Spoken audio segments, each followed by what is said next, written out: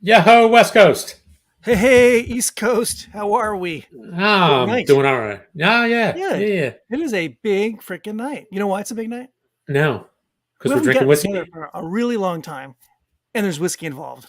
Yes, yes, yes. We've How can you got say no to three that? whiskeys from a distillery that I am not aware of.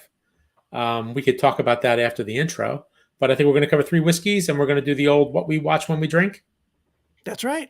TV talk and whiskey talk, and maybe some and more stuff. and occasionally there'll be some outbursts, because I've got the Sixers Miami Heat game on in the background, We will chat some sports too. and it's not going so well, but that's okay. What's going on here? All right. What you doing over there? Are Oh you no, just I got a TV? thing. No, I just got a little thing here saying the Facebook thing isn't working so well. But Oh, this I darn don't know. technology. That's What all is the right. deal? Whatever. Dang That's okay. Facebook. It's a meta thing, isn't it? Oh, it's something. That's right. They are meta, aren't they? They are meta. We're not, are we on Facebook or are we on Meta? I don't Maybe we're know. a Meta book. All right, but you know what we're gonna do? We're gonna run this intro real quick. Run that intro. All right, let's do it. Boom. Welcome to What We Watch When We Drink, a Booze Dancing Entertainment Network podcast featuring lively discussions about movies, TV shows, and anything else that we're watching while we drink our favorite boozy beverages. If you enjoy this show, please subscribe on Apple, Spotify, Stitcher, Google, Audible, and anywhere else you get your podcasts. You can also find us on boozdancing.com, and if you have any questions, comments, show or drink suggestions, email us at boozdancing@gmail.com. We'd love to hear from you.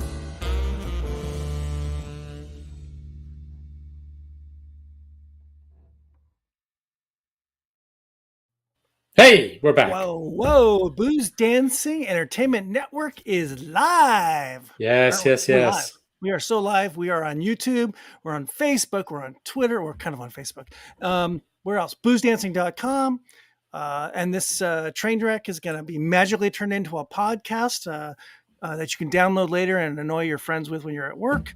And we're going to talk TV tonight. We're going to talk movies. We're going to talk what we've watched, what we're watching, what we want to watch.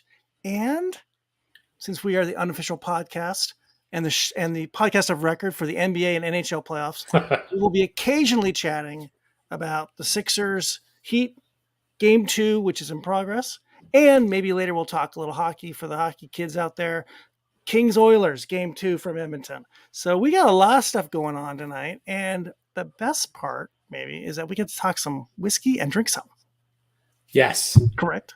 Yes. We hopefully will have more stuff going into our glass than my people are putting in the hoop. Your Sixers are a little, they need help. Oh, they need help. We don't need help. But you know what we need? We need whiskey.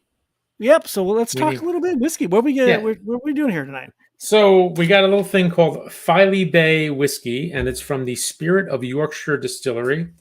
If you could have a little thingy here. Pretty. And it's in Yorkshire, England. And it says here, single Jolly malt old whiskey. England. Yes. It is single malt whiskey made from field to bottle with 100% homegrown barley on the Yorkshire coast. So you want me to read a little bit about these guys? What's on the back of the brochure? Sure. It sounds beautiful. It does. I'm sure it is. It was filmed there. Speaking of things that at least I've watched, I believe Bridgerton was filmed there in Yorkshire. In Yorkshire? Huh. I believe so. I'm not positive, but I think so. I think I read that somewhere. I hope those crazy kids stopped at the distillery for a dram or two. I sure hope so. Okay. So at the Spirit of Yorkshire Distillery, we're making world-class whiskey on the Yorkshire coast of England. We believe in doing things properly, and we're obsessed with every step of the growing and distilling process from field to bottle. We define each part of the whiskey creation process ourselves. We choose the variety of barley based on quality. We farm it sustainably, leading the way with our progressive farming techniques. We use 100% homegrown Yorkshire barley in our whiskey. We distill by hand and nose, and we source our casks from the very best cooperages around the world. Mentored by renowned whiskey expert, the late Dr. Jim Swan, our distinctive approach is to make a whiskey that doesn't just replicate Scotch. Instead, we take the best of tradition and apply new thinking to create truly unique whiskeys. Another Jim Swan. Another one. Fingerprint. fingerprinted distillery. It's amazing. That man was just crazy at helping people out. Very, very, very prolific. And where did we get all these samples from? The samples are from our fine friends at Impex Beverages. The great Sam Filmus was kind enough to email us and, indeed, send us some whiskey. And what do we? Thank you, Sam. Thank you, Chris Udi, also at Impex. Hey, so speaking of Sam's, our fine friend Sam Spears is watching. Sam Spears is on the. Well, he's retired now, so he can watch us whenever he wants, right? He can. We could help. He doesn't have to He's just chatting away there, probably with a cigar and some big flagon of whiskey, I would think, around his barbecue. Yes, we are his lullaby. We pretty much are his lullaby. Correct. We're going to put this guy to sleep. So we've got 3 whiskeys from Filey Bay. We've got the Filey Bay Flagship. We have the Filey Bay STR Finish. And the STR is what? Shaved, toasted, and recharred? Bingo. Is that what that means? Yep. And then we have a single cask. And it's a Fino sherry cask. So we've got 3 whiskeys. And I think we agreed prior to going on that we would go in increasing order of ABV. As the ABV goes up, we're going to move on down the line. Correct. So the flagship, which is 46%, it looks like. Yes, it is 46. Shall we pour some? Are you poured? No, not yet. You should pour. Please pour. I'm going to pour. I'm poured. Nice little samples. Very nice. Is there a glug glug? Pretty look. Pretty color. There is a little glug glug. It's light. It's very light. It's pale. Pale, like pale gold. Clink, clink. Oh, yeah. Hold on. A little cheers. Sir, cheers to you. Cheers. Welcome back to the Booze Dancing Network. We're back together live. Hey, that was nice. Very nice. Very nice. All right. All right. Let's give it a shot. Should I read a little bit about it or don't even bother? We'll come back to the reading. All right. We'll come back to the reading. Let's just give it a little nose. Give it a little sniff taste. Away. It's light and fruity, I think. It feels very light and fruity. I almost get like maybe some peaches, like peaches and cream. Ooh. How about that? Biscuity. A little vanilla. A little bit, maybe a very, very, very light cinnamon. Very, very light. I think I saw on their website that they do have a peated expression, but this would not be it, of course. No, not even close. And I don't think we have any of those. They just did a tasting online too, didn't they? On Twitter today. They did those tweet tastings, yes, with the Steve whiskey. Rush? Steve Rush, yeah. That was today, I think. Yeah, because they had one, and he had the an IPA cask, which I imagine Correct. They had some beer that was like treated with an IPA. Probably a local brewery that, unless they make beer themselves. Yeah, what's it called? Did that also? Jameson did that a while back. Yes, the Castmates series. Yeah, I thought it was pretty good. I like it. It's decent stuff. All right, I'm going in. It smells good. I like the smell.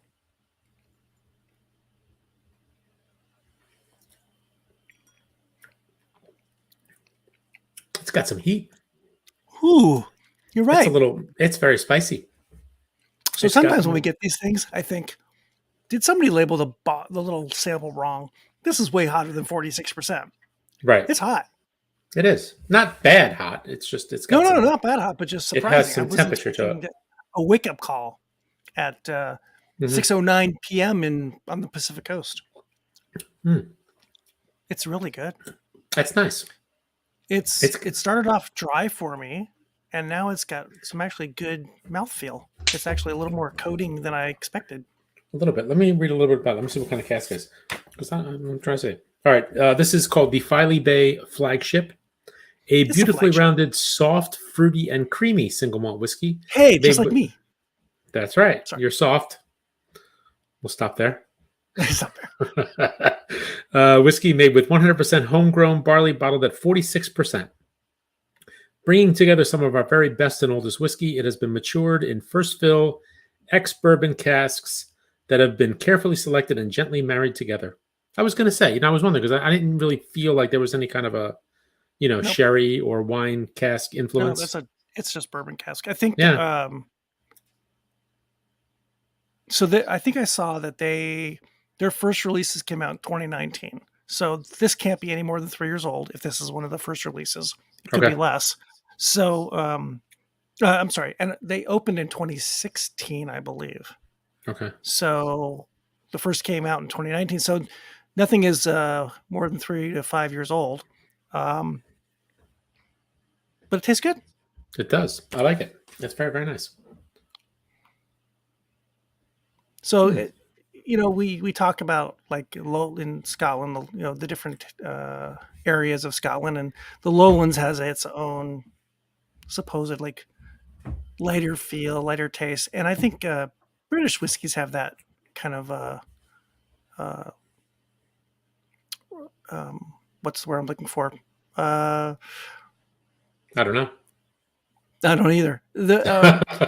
That's the way I think a lot of English whiskeys are supposed to be. Well, like how many lighter? How many whiskeys have you actually had from England, other than like the English Whiskey Company? Off the top of my head, that one, this one, probably a couple other ones that I don't remember. Yeah, but they've I all don't been know. kind of lighter. They've all been sort of lighter. They're not like heavy and dark and heavy and rich and heavy and like we're used to some Highland whiskeys, or of course like Islas and island Right. stuff. I don't know if that's just a traditional regionality thing about being in England, that they don't like heavier spirits. I don't know, but Neither this do would I. fall into that category. I mean, this is not any of those. I like it. Not like This is very not nice. like a heavy Scotch at all. Mm-mm. This will make a nice highball. I was just gonna say it would be great for cocktails, and it's easy drinking.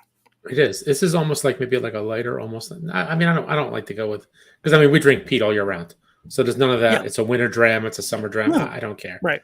No, No, it's I like, don't either. but it is a little bit on the lighter side, even with a little spice. And once you adjust to the spice, it kind of smooths out a little bit. But I think the spices mellowed out. I think a lot of the spice was from the alcohol, right? Yeah. Yeah, I would the agree. alcohol comes out quickly, and then on second and third taste, it's not as predominant. No, not I think. at all. Now I think I'm getting more of the fruit. I'm getting more of the fruit, and I'm getting that. Originally, I had that oatmeal biscuity thing. I got that more on the taste now. Yeah, very Almost like light cooking spices. Like I'm getting almost like a custardy, like a vanilla custard kind of, Sure. with a little bit of a little bit of heat to it. Maybe even like a lemon curd or something in there too. Very, very light. I like Very, it. very light. That's very, very good. Yes. I honestly I didn't know what to expect. I really did not know what to expect. And I honestly didn't know of them. Oh, I'd heard the name, but I didn't really know much of them at all. And knowing that Impex and Sam and Chris, they do like those Jim Swan distilleries. It totally makes sense that this is one of that they're bringing into the U.S. Well, they've got Milk and Honey was also a Jim Swan distillery, correct? This, who else? Penderyn, Kilhoman, right? So they're all Jim Swan distilleries. Yeah. So there's probably a few others in there that. Well, I mean that we know of that they have. I could probably go on their website, but that's okay. But so I'm excited now to keep going with these.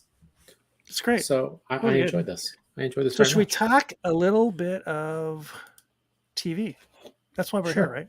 Yeah, but before that, how are your Sixers doing? Do you want to let the kids know at home?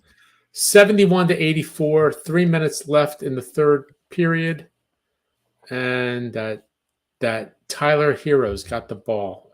He's a hero. He's a hero. He is a hero. He is an amazing 3-point shooter, and he's an amazing kid off the bench. Yeah, sixth man of the year, right? Sixth man of the year. Yep. I think Miami's they're going to be in good position here without Joel Embiid not playing. It's an 11-point game, so who knows? We'll see. And you know what? Anything can happen. That's the beautiful thing about sports. Anything can happen. And if you're a Philly fan, anything bad can happen. That's for sure. Mm-hmm. Yes. All right. Yes. What we All right. watch, when we drink, this is the podcast that people have been talking about for years.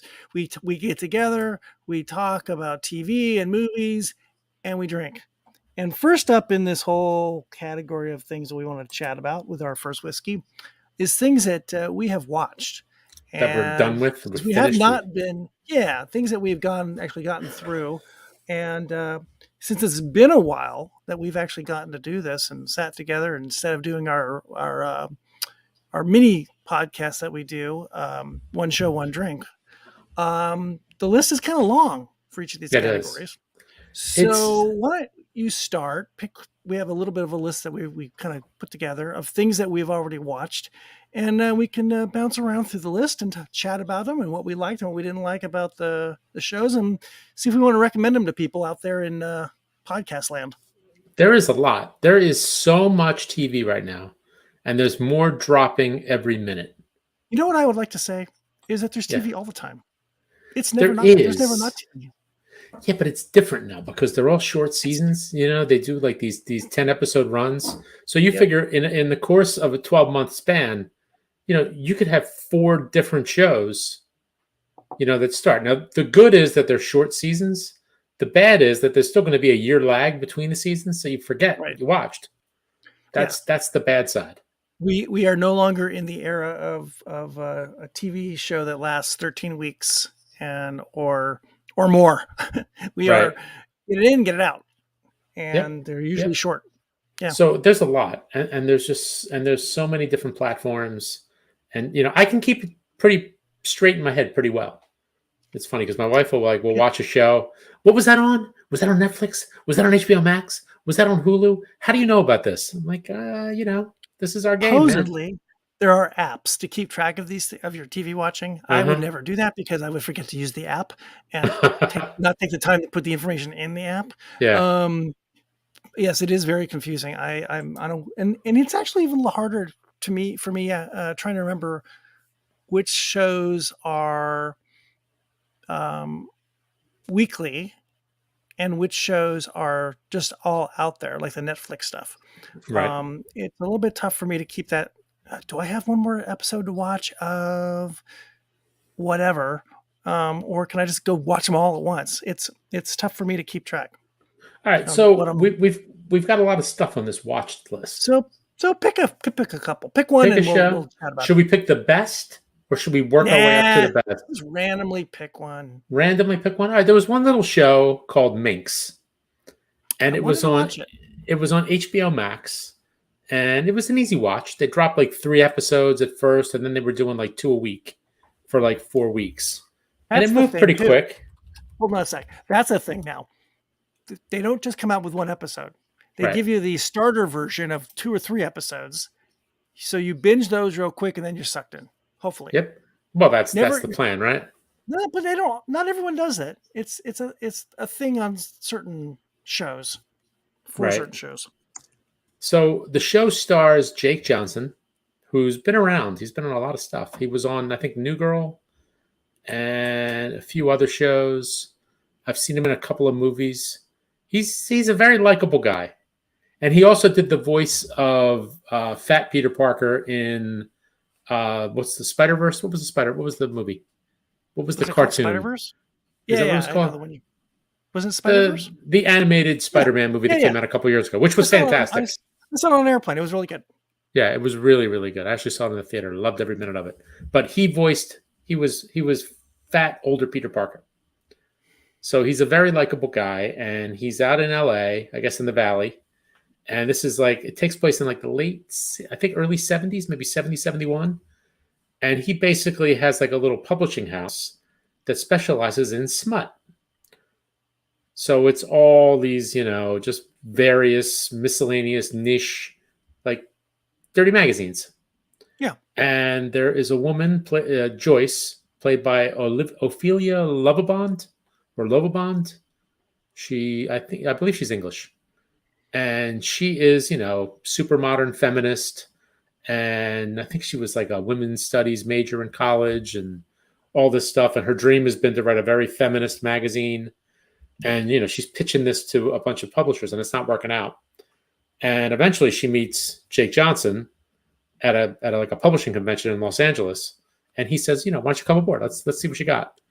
And they basically turned it into almost like there was Playboy and Playgirl. They almost turned it into like a version of Playgirl, and it was right around the story takes place right around the time when Burt Reynolds was a centerfold in Playgirl.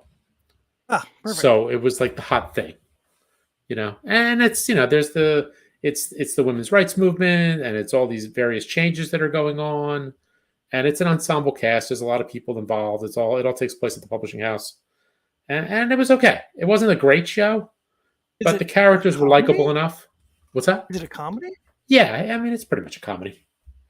It's pretty much a comedy, and it's behind the scenes of the shoot. There's a lot of male full frontal nudity, which was okay. It was different. Did I read somewhere that it's also from the producers of the wrestling show, the wrestling? Oh, Glow. Glow. I think is there a connection with that? You know what? You may be right. I'm not sure, but it's got a pretty good cast. So it's got this Ophelia Lovibond, and she was okay. Jake Johnson was the star of the show, and he was great. There's a woman, Idara Victor, who plays like, I guess sort of she like manages a lot of the stuff at the publishing house, and she was good. It's it's a fun show.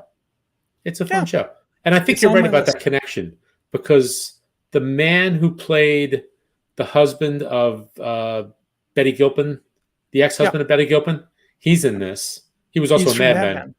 Right.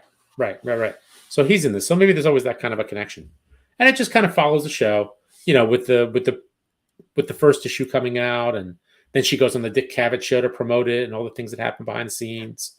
And there's a whole bunch of protests. Like there's like I guess the mafia is in charge of distribution for this. So it's smut magazine, so there's a little bit of an unsavory element. Oh. So in order for Jake to get his magazine, on the newsstands, he's going to have to deal with, I guess, organized crime-led trucking companies. And they were a little bit upset about some of the content in the magazine. So there was a little bit of that. But it was an okay show. I mean, I give it a B. I'm not saying you have to go out, run out and catch it.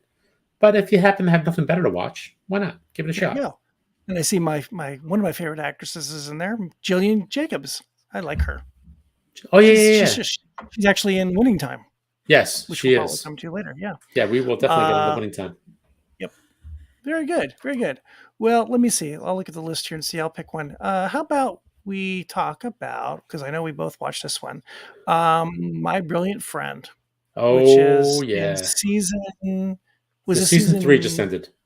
3. This is season 3 on HBO. Correct? Yeah, HBO. And again, I can't remember where things are. It's a joint production with HBO and I guess the Italian television, RAI, right. or as they call it there, RAI. I believe it's with them. And this is based on a series of books, correct? Correct. And we talked about this before in prior years, because it's not been, I don't think it's been a yearly. I think there was a little bit of a delay between a couple of the seasons. Everything's been delayed. That's true. It's a book written by this female. Is it something Ferrante? And not Emily. Elena Ferrante, I think. Yes. She has that's her nom de plume, I believe. That's not right. That's a pseudonym, correct? Right. And it's about two girls who grow up together, friends, in Naples, but not the greatest part of Naples, right. And a very kind of rundown neighborhood. And this is probably in the 1950s. They're growing up. I think so. In season 1. Yeah, it's like the early 60s into the 70s. Yeah, over the course of the 3 seasons, yes. Right. And you see these two little girls grow into elementary school students, and then into secondary school, and then into high school, and then potentially into college, and how their lives change and how they grow up. And it's a very rough life that they live in Naples, and they both want to get out, but hard to get out. And these two actresses that play these two girls, who I don't know if they're actually in the first season. I don't remember if they're in the first season at all. They are. but they are in the Yeah, first one. because it was like This, it was the little girls for like the first two episodes or so, oh, and and then then they they move switched in, over. and then they move into Yeah, high school right.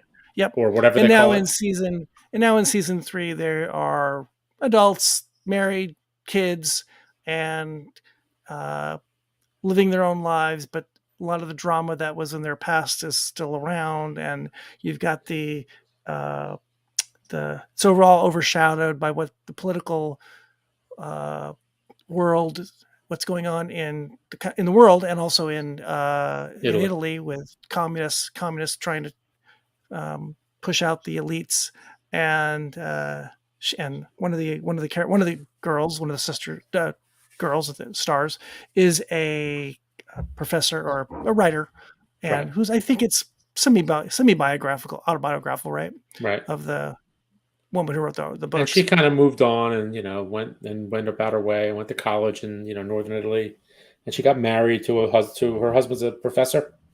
Professor, so she's in that elite category of in on the poli sci spectrum, whereas the other, her friend, the brilliant friend, is still back in Naples, or has gone back to Naples, and she's had a pretty rough life, and she's married, but she's still brilliant, and she gets a job working kind of isn't it IBM at Yeah, I computer think so. stuff. Yeah, her and her is it her husband? He's not her husband though.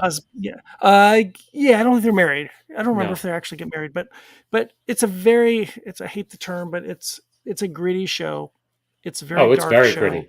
I watch it with a There's sense a of dread the entire time. I always think something terrible is going Yeah, to you happen. wonder what bad thing is going to happen to these, or what uncomfortable conversation is going to go on, or how a child is going to see something that they shouldn't be seeing, and it's very difficult to watch at times. But it is, as I've said in the past when we've talked about this, every episode feels like a movie. Oh yeah. It's shot like a movie. We used to get that sense sometimes from The Wire and Sopranos, that these shows were like individual episodes, were like a movie in itself. And that's what My Brilliant Friend is too. It's just amazing. And it's beautiful to watch too. There's the scenes in Italy are just gorgeous, Oh, it's fantastic. The cinematography is tremendous. The music is fantastic. I mean, and when the they're score's on. So let me ask you a question. When you watch the show, you know how like if you're streaming it, you could skip the intro. Do you oh, I ever skip watched the the intro. intro? I probably have, but generally I do watch it. Yeah, I just love the way they did the opening montage, and the music is fantastic. Like the last episode of season 3, which we won't get into spoilers, but that was just ridiculously beautifully shot.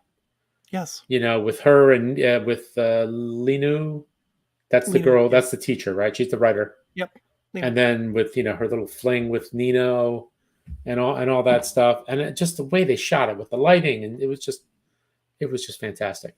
It's But amazing. Yeah, it actually feels a lot like, oh, I don't know, elements of The Godfather in the when they're in Italy. mhm. There's just that beautiful sense of the surroundings, of the terroir, uh, of what is happening around them, and it's when they go to the ocean, when they go to the beach, when they're driving on a highway. It's really pretty to watch. So It it's is. highly recommended. I don't know. It's probably won or been nominated for some sorts of awards over the last 3 seasons, I'm guessing, Oh, and then and well deserved. a Very fourth well. season, I believe, is already coming. Yes. I think we saw that, right? Yes. Yep. That's my And I understanding. believe these two girls are signed up to be in it, because at some point they are going to probably move on to where they're in middle age, and whether they'll still be these 20 somethings that are playing them will be interesting. Or are they going to move to Well, what's interesting is different actresses? these two girls are only like 18 and 19 or 19 They're and 20. very young. They're Yes. And I really think young, in and they're playing late 20s at this point. late 20s. Yeah. You So they know? could potentially stay into their 30s or 40s, I suppose, with some Hmm. great makeup and costumes. Yeah. So highly recommend from both of us. My Oh yeah. Brilliant Friend on I, HBO I really Max. liked it, and I have to thank you for pointing me in that direction, because I tried to watch it at first, and I was like, but you spoke Oh, so highly of it that I had to go back. so I am assuming you watch with subtitles. You watched the Italian version. Yes, because I mean I know some Italian, but it's tough.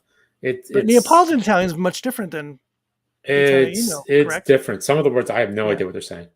I mean, This the is accents are thick. What's that one I watched that you kind of watch? Gomorrah. Right. That's the same thing, right? That's also right. in Naples. That's also in Naples, yeah. Yeah, so it's a different, and I think they make references in the show, in both shows actually, but definitely in this one they make references to speak Neapolitan. Right. So, right. Right. Because right. Speak the right language around your kid, the right dialect. And the one who's the writer in the show, the actress is Margherita Mazzucco. Mm-hmm. And then the other girl is Gaia Gerace. Yep. And but yeah, because her husband is Northern Italian, and he comes from a scholarly background, the whole bit. So they, Oh, you mean in the show? Yes. In the show, yeah, in the show. What's his name? I forget the husband's name. Pietro? Yeah, that's right. No, is it Pietro? Yeah, and I started to feel a little bit of sympathy about him towards the end, but he was still kind of an ass. Every guy in the show is awful.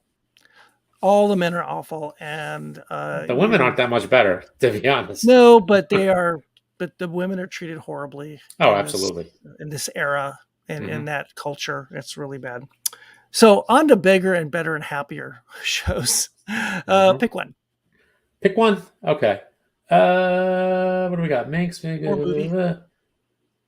want to talk winning time? Sure. Or should that be watching because it's not over yet? Oh, it probably should be watching. You're right. Because there's one more episode, right? We'll move that one to later on. Okay. Okay. Let's pick a movie. What I watched a couple. Go ahead. And we'll save the Magic Johnson doc for when we talk about winning time. So go ahead. Okay. So movies. There is one movie that's kind of a sleeper, and I don't think it ever got released in the theater. It was just strictly what's it called? It was strictly on HBO Max. Kimmy. And, yeah. And it's with what's her name? It's Lenny Kravitz's daughter, Zoe Kravitz. Zoe Kravitz. Yep. Zoe Kravitz is the lead, and it's directed by Steven Soderbergh. I don't know if he wrote it, but it's sort of like it's kind of almost not post-pandemic, but it's transitioning from pandemic to post-pandemic. Mm-hmm. And she works for a company, let's say like Amazon's Alexa, right? So, Amazon has Alexa and, Apple has Siri. Well, she works for a company that has the thing called Kimmy. And basically, when you ask a question and it doesn't know the answer, all these unanswerable questions go to all these folks that go out there and look for the answers and type it in. And that's what she's doing. And it turns out that they're actually listening to people like pretty much all the time when this device is on. So this kind of goes to, it almost has an element to, did you ever see Blowout or Blow Up? There were two movies. No. There was a movie by Michelangelo Antonioni from the 60s called Blow Up. No, Blow Up. Blow Up? Yeah, Blow Up. And it was about a photographer that he takes a shot and he thinks he saw like a murder taking place in the background. So he keeps like blowing up the image and blowing it up to see what's going on. And I think Vanessa Redgrave's in it. This is back in the 60s. And then they made and then Brian De Palma in the 80s did Blow Up. No, Blow Out. I'm sorry. Blow Out with John Travolta. And it was Brian De Palma. That was the one that was shot in Philly. Yes. Right. And that was like, he was a sound engineer working on a movie. So and hears something. He's in Fairmount Park and he thought he heard a gunshot. Right. And like this car went off the road and, the guy who was in it, died or whatever. And, it was this whole thing where he's trying to just uncover this mystery. So with this one, she thinks she heard a murder. And, she's going back to her company saying, can you pull the tapes, this, that, the other thing, all this kind of stuff. And she's trying to uncover the whole thing. And of course, it's the tech age. So, this company, of course, has an IPO coming out. So, they're trying to squash any negative press before the IPO. And there's all this like crazy stuff going on. But it was pretty good. It was actually really, really good. It was kind of fun. It was really a fun movie. Interesting concept it's basically the same idea as what the other two things you talked about. Right. Movies. It's almost like did you ever see Rear Window back in the day, the old Hitchcock movie? Sure. It almost has like a rear window thing because she's like in a neighborhood in a city and everybody's got their windows facing out. So, during the pandemic, everybody was in lockdown. So everybody was just kind of communicating through the glass, whether it's like sending messages or just kind of talking or texting or whatever they were doing. So they're all kind of looking in each other's windows to see what's going on. And it's got to be, interesting with Soderbergh kind of behind it. Oh yeah, it's fun. It's really fun. And what's also great about it, and this is a really nice thing in this day and age, it's only I think it's like an hour and 40 minutes. Ooh. So it moves pretty fast and it's really well shot. And you said this was only on HBO, it wasn't released to the theaters. I don't think so. I know it's on HBO Max and it's probably just on HBO now. But it was really fun. I thought it was a really fun movie. I'd actually like to see it again. Sam Spears has a couple comments. He puts subtitles on when he's watching British shows, and I know that same problem, Sam. It's not even a problem. I just put subtitles on almost everything now because whether it's hearing or whatever, it's just sometimes it's easier. I know Ange doesn't like that, but I do. I do sometimes. It just depends. I try to concentrate because I get distracted. Because even if I understand what they said and the subtitles are on, I look away from the screen. That's the hard part. Yep. Oh, so Nancy Allen was the other person in Blowout. Oh, there you go. Sam was with John Travolta. Yeah, that's right. I think she was married to Brian De Palma for a while. Oh, I believe she was in all those movies. She was in all of Brian De Palma's movies. I mean, they're husband and wife. So, De Palma had he was interesting because he did a lot of homages to Hitchcock and thrillers and all that kind of stuff. So. But yeah, that was a fun movie. That was really fun. I enjoyed it. Let's see what else is in here. So I watched. I don't know if you did or not. I think it was on HBO, Hulu, Life and Beth. Oh, I didn't see it. So that was a half-hour comedy-ish. That's Amy Schumer, right? Amy Schumer, and I think. I want to say Amy Poehler is an executive producer, I think. Okay. So, what's her name? I forgot her name. Not Amy. Schumer? Actress. Yeah, Schumer. Amy Schumer. She is Beth in this, and she is, which is funny for us because she's a wine rep. She's a rep for a wine company. Uh-huh. And she lives in New York City, and she's having a tough time doing it, and her boyfriend works at the company, and he's like the superstar sales guy, but it's not a high-end wine company, and she ultimately leaves the company, and her mom dies, and she has to bury her mom. Her mom lives out in Long Island, I think, somewhere away from the city. And she basically goes back to her hometown, and she comes to grips with her past and her father, played by, what's his name? It'll come to me. And her sister and her friends from that era, and they're all still living in this little town. And she goes to try to sell some wine at a local,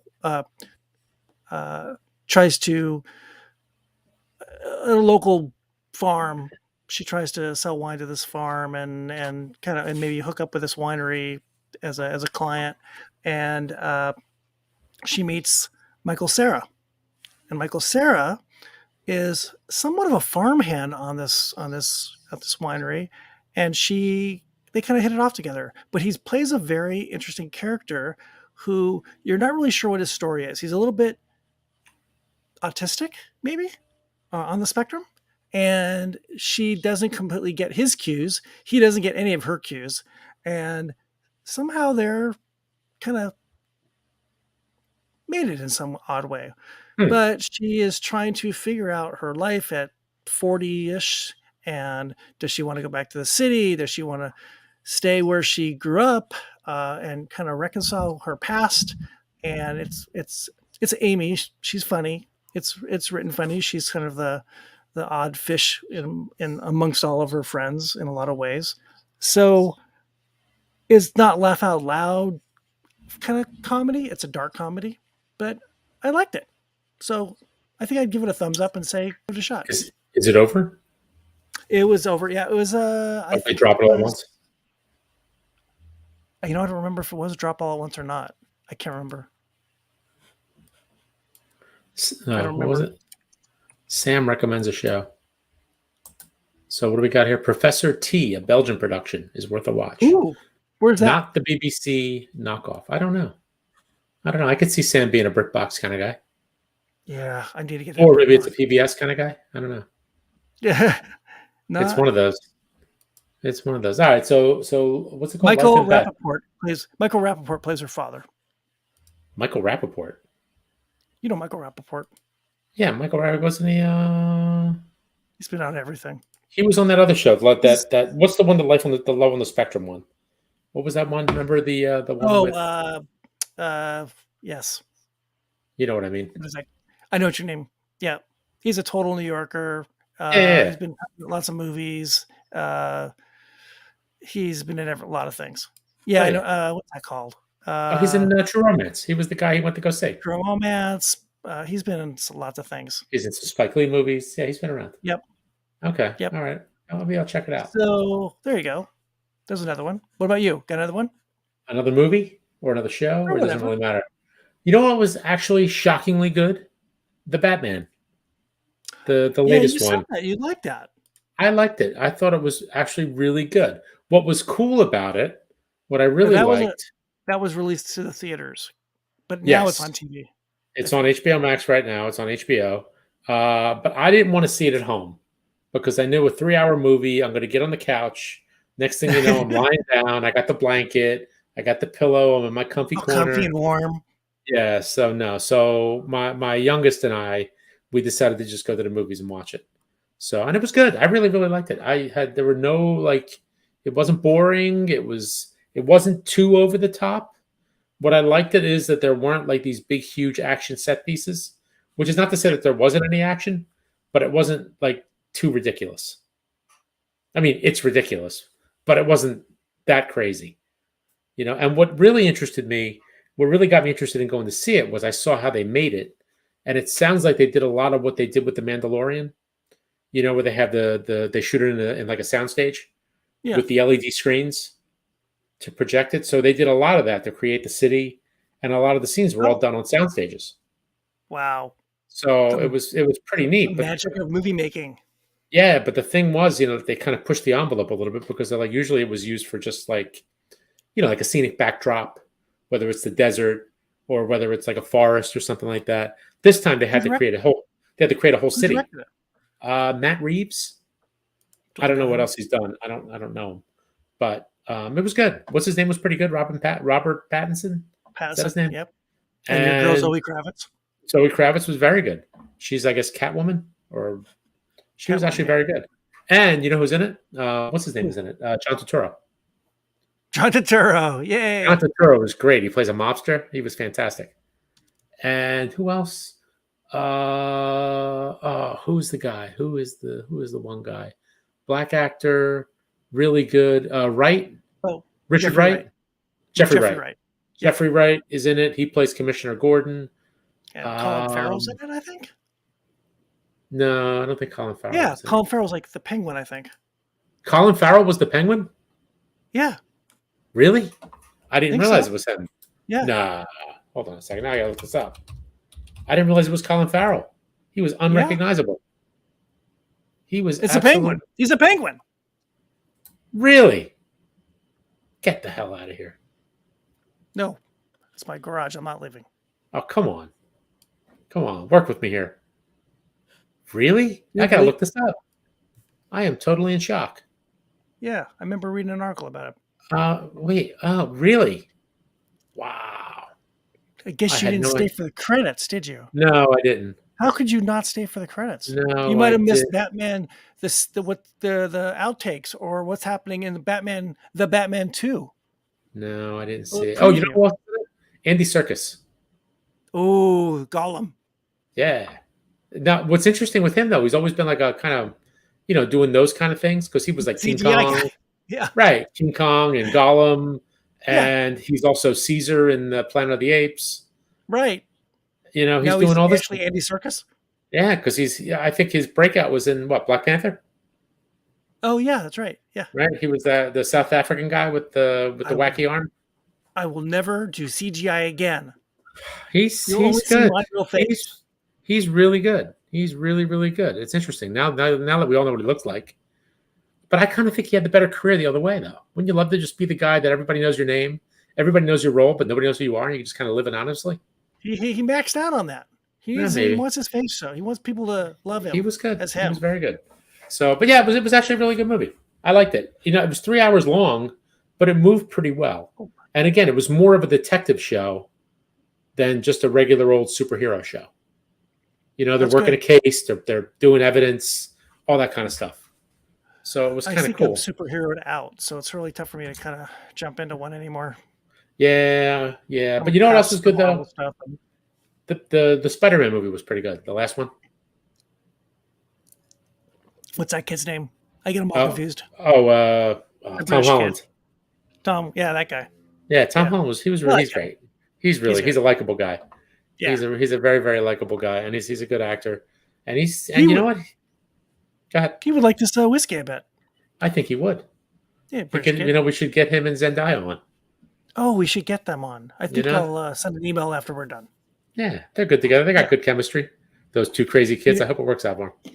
You reminded me of something that wasn't on my list, and I'm going to put it on this watch list because you mentioned John Turturro. Yes. Severance on Apple Plus. Did you watch Severance? I watched the first couple episodes. It was a little too draggy for me, I think. It was I don't mind weird. It was weird, but it was just, I don't know. It was just kind of like, it was a bit of a slog. Speaking of slogs, 86 to 104. Yeah, I saw. Not in a good way. Nope. You should have to put your money on somebody else. Well, I don't put any money on games. Well, but anyway. You know what? It's not a series until someone wins on the road. That's the old cliche. And it's kind of true. Miami did what they're supposed to do. They're going to win. They have to win their home games. And now Philly's got to go win their home games, and they're going to get their center back. Yeah. But it's not a series until someone wins on the road. But you know what they should have done? You know what would have been cool? If let's say there was a couple days and Embiid could have played, and he put a mask on, like a Darth Vader mask, because it is May the 4th. And he's just out there as just the dark side of the Force. That would have been fantastic. Well, I believe he is going to be. He has to wear a mask, I think, the rest of the way because he's got a broken orbital bone, that's not something you walk around with on a basketball court without some protection. Nope. Well, I like Severance. I thought it was actually fun. I might go back to it. Adam Scott. I liked him. I liked everything about it. I liked the music. I liked the production.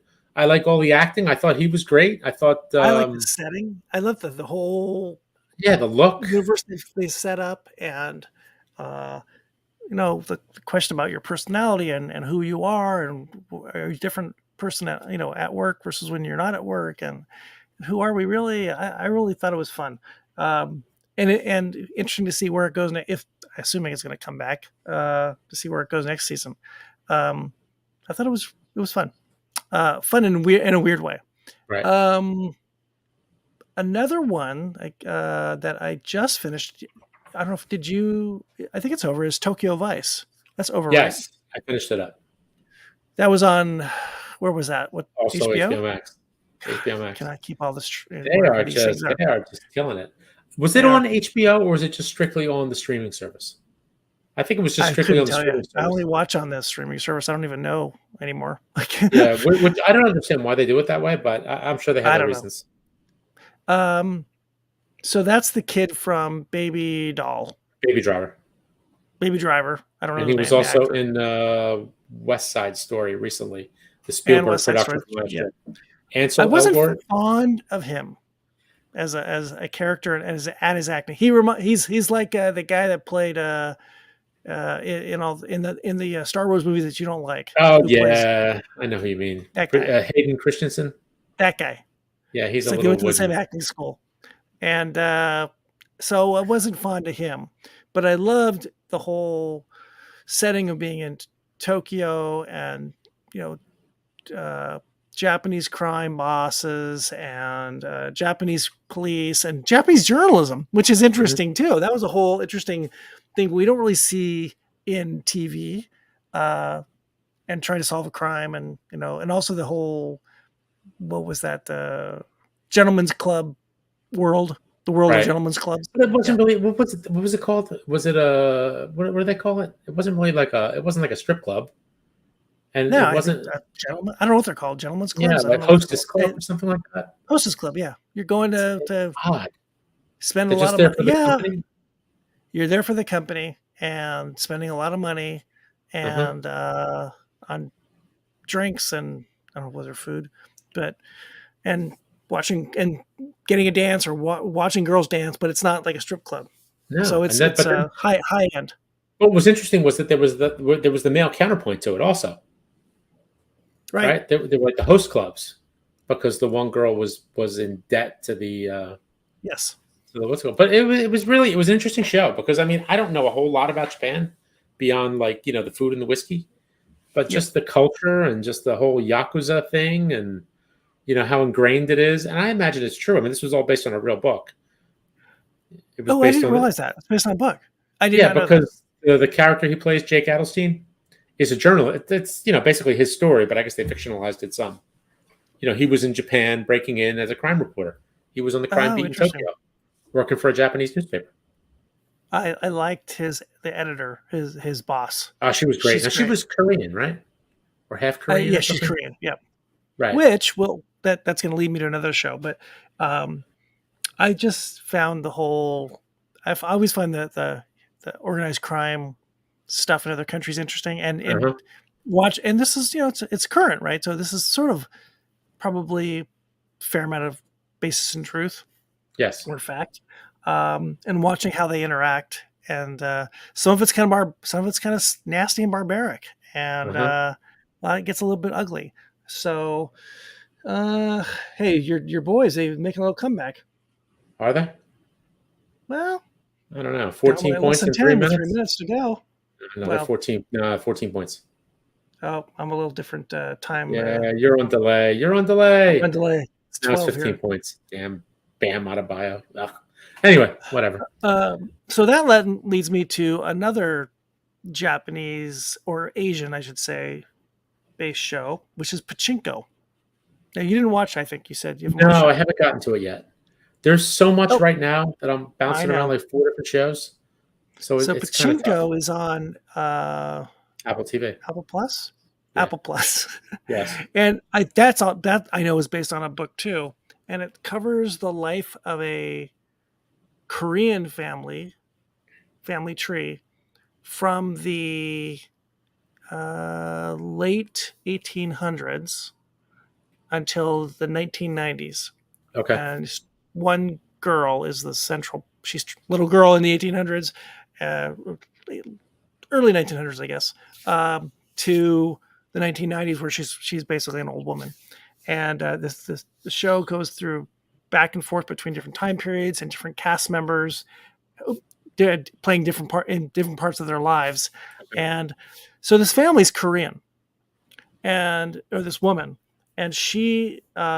This is at the time when, in the beginning, Japan takes over parts of Korea, and so Okay. these people are living they're living and under Japanese rule, and they're supposed to speak Japanese, but they're treated like second class citizens, and Koreans are just not high on the system in Japan, and it's about getting home. It's all about how these people how they really are Koreans, but they've been living this life as in this Japanese world, but not because they've wanted to, because they've had to. And there's some historical parts of it that are based on real historical facts, or episodes, and the acting is just great. Now this is a little complicated because if you don't like subtitles, this is not the show for you. It's in 3 languages. It's in Okay. Korean, and it's in Japanese, and there is English at some points. So you are bouncing around between those 3, and they actually tell you in the beginning of the episodes that in the subtitles that you're watching in English, I think it's the Japanese version is in in blue, and then the Korean language when that pops up, it's in a different color. It's like yellow or pink or something. So you're bouncing around. It's really interesting, and you're learning about two different cultures, and you're seeing history. It's really good. The acting is great. It's just so good. It looks really good. I haven't gotten to it. I think, and the nice thing about it is it'll be there. It's not going anywhere. Nope. It'll be waiting for you. And I got to tell you, the end of it is. You're going to spoil it already? No, it's just amazing. It's really well. Actually, what's amazing is after the credits. On the last episode. So don't go away. Watch the entire last episode. Is it a one and done, or is it going to be a series? I don't know. That's a good question. I don't know how the book is, so I couldn't say, but I'm not sure. I think it should to me it should end. I don't think it should go any further. Okay. It's so good the way it is. Yeah, I want to get to it. I want to get to that. I actually do want to rewatch Severance. I want to try it again. The problem is it's kind of a heavy show. It is heavy. And it's got a very kind of relaxing sound to it. It's easy to fall asleep to. So I can't watch it late. I've been watching it late at night and I pass out every single time. Yes. So I need to try it again. Anything in that watch list that we want to hit again before you go into some more whiskey? By the way, I should mention, if for those not paying attention, this is the Booze Entertainment Network. We are live on Facebook, Twitter, YouTube, boozedancing.com. This is what we watch when we drink. We probably haven't said that enough. And we are talking about what we've watched in the last month or two, and while we're drinking a brand new whiskey from England, from Yorkshire, Filey Bay, from the Spirit of Yorkshire Distillery. Yes. And we just gone through our first one. We're ready to pop into another one as we finish up this category of TV shows that we've watched. Okay. Let me see if there's anything else. Hang on a second. So we did My Brilliant Friend, Minx, The Batman, Kimmy, Life and Beth. Hey, you got Killing Eve here. How was it season 3? Was this the finale? Is it over? This was the finale. Yes, this is the finale. I know you gave up on it. I did. I gave up on it. Admittedly, the first season was its high point. And the second and third seasons were not as good, but I had to kind of stick with it. And season 3, this new one, kind of wraps it all up. And there's been a lot of chat about whether it ended well or not. I don't know. I mean, I think endings are tough on all these things. It's you want to see those two people so bad acting, and it kind of bounces. The Jodie Comer. Jodie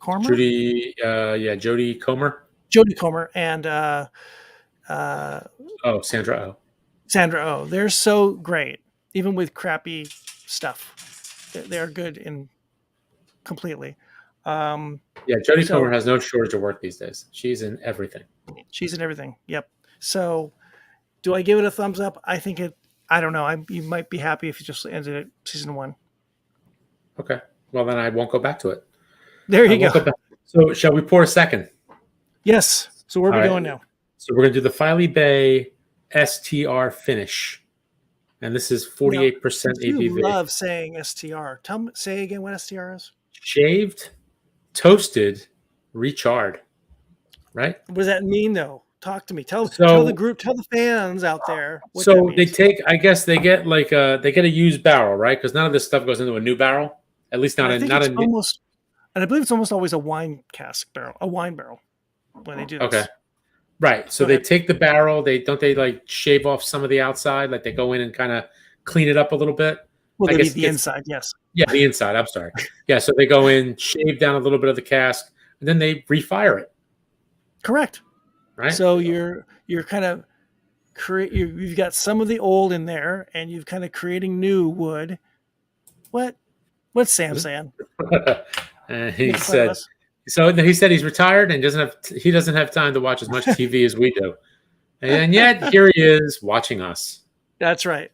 That's because he loves us. He loves us. Yeah, the STR thing is I think it's a Jim Swan creation, because we know all those Jim Swan distilleries. They all kind of do it. Yeah. All right. So let's pour this one out, and then I'll read a little bit about it. This game is over. Yeah, I'm sorry. You guys are down 0-2 now. Yep. Going back to Philly. Down 0-2, baby. Going back to Philly. Oh, well. What are you going to do? And with that, I'm going to be putting on hockey. So all you hockey nerds out there, just so you know, the Tampa's up 5-2 in the third over the Maple Leafs. Leaf Nation is going to be really upset. Oh, well. All right. Well. So, again, this is the Filey Bay STR Finish Yorkshire Single Malt Whisky, 48% ABV. Sir, did you didn't clinky or no cheers? Well, you didn't pour yet. Sorry. There you go. All right. You want me to read a little bit about this first? Sorry. My bad. Replay. Oh, Sam loves us, he says. What a guy. Oh, what a guy. You're the best, Sam. All right. Filey Bay STR Finish spent years maturing in bourbon casks. Casks is very difficult to say. It is. Before being transferred for finishing, in quotation marks, in shaved, toasted, and recharred STR red wine barriques, which came from sunny vineyards in Spain, then bottled at 48% ABV exclusively for the United States. So they want some amount of character coming from this STR cask, but not like a fresh one. I'm not sure how to you would it's used but newish. It's changed. Wow, I just got a lot of vapors on that one. I put my nose in it. Oh, that's interesting. I didn't get that. Maybe I went too far. Maybe too much with the schnoz. That's interesting. Okay, that's better. It loosened up. I just had to get through it. So this definitely has that wine character to it. It smells definitely very nice. Some dark fruits. Yeah, but not super dark. Not like really like like an Abuna dark, like a first fill, not like a second fill sherry cask or something like that. Just a light touch of it. Like a little bit of raisins on top of your rice pudding. Yes, very nice. Rice pudding. I love rice pudding. I don't really like raisins in my rice pudding though. I don't like raisins cooked. No. That's my thing. I like raisins. I love raisins. I get raisins all day, but I don't like them cooked. Huh. I don't like hot raisins. How about no raisins in your bagels? No cinnamon raisin bagels? No, I don't know. No. I do like raisin bran. Okay. But that's not cooked. Enough. That's not cooked. That's not cooked. We're cooking with gas here. We're cooking with whiskey. With gas. We could cook with whiskey. I like the smell. I like it. It smells really good. All right, I'm going for a taste. Definitely not the drawing sensation I had with the flagship. This is definitely initially more mouth friendly. I think it's a little hotter. Really? That's funny. No, it is. By percentage, it's a little bit hotter. I thought the first. Yeah, but I mean, I'm not saying like way hotter. It's spicier. How about that? It's got a little more spice to it, a little more tingle. Really, I don't. I think it's just the opposite. No, this feels a lot more mellow. I wonder if my labels, my casks my bottles were switched. You poured the right one, right? I did. The STR. I can barely read, but that I can read. That's nice. It is nice. It's not like super rich. Like you still get that light bourbony thing to it, but just a little bit. Maybe that's where you get that STR influence. I think because if you didn't do all the STRing, is that a thing? Bye, Sam. Thanks for dropping in. Thanks for tuning in to what we watch and we drink. Cheers, Sam. I think it'd be way different if you didn't do that STR process. And it would just be whatever kind of wine cask that was. I can't remember what you said. Something from, was it sherry? Yeah, it was a sherry. Or something from Spain. No, it was a wine. It was a red wine. It was a wine from sherry. Oh, it was great. Whatever that means. So it's a kind of wine. Kind of grape, I believe. It just says red wine barriques. So I don't know what that means. So this is a really light effect, I would say, of wine influence on this pre-bourbon cask spirit. Yeah. So do you? It sounds like they take the Yorkshire the not the Yorkshire. I'm sorry, the flagship, right? And they just do something extra with it, right? This is the basic stuff, the flagship, and then they do things with it for all their other expressions.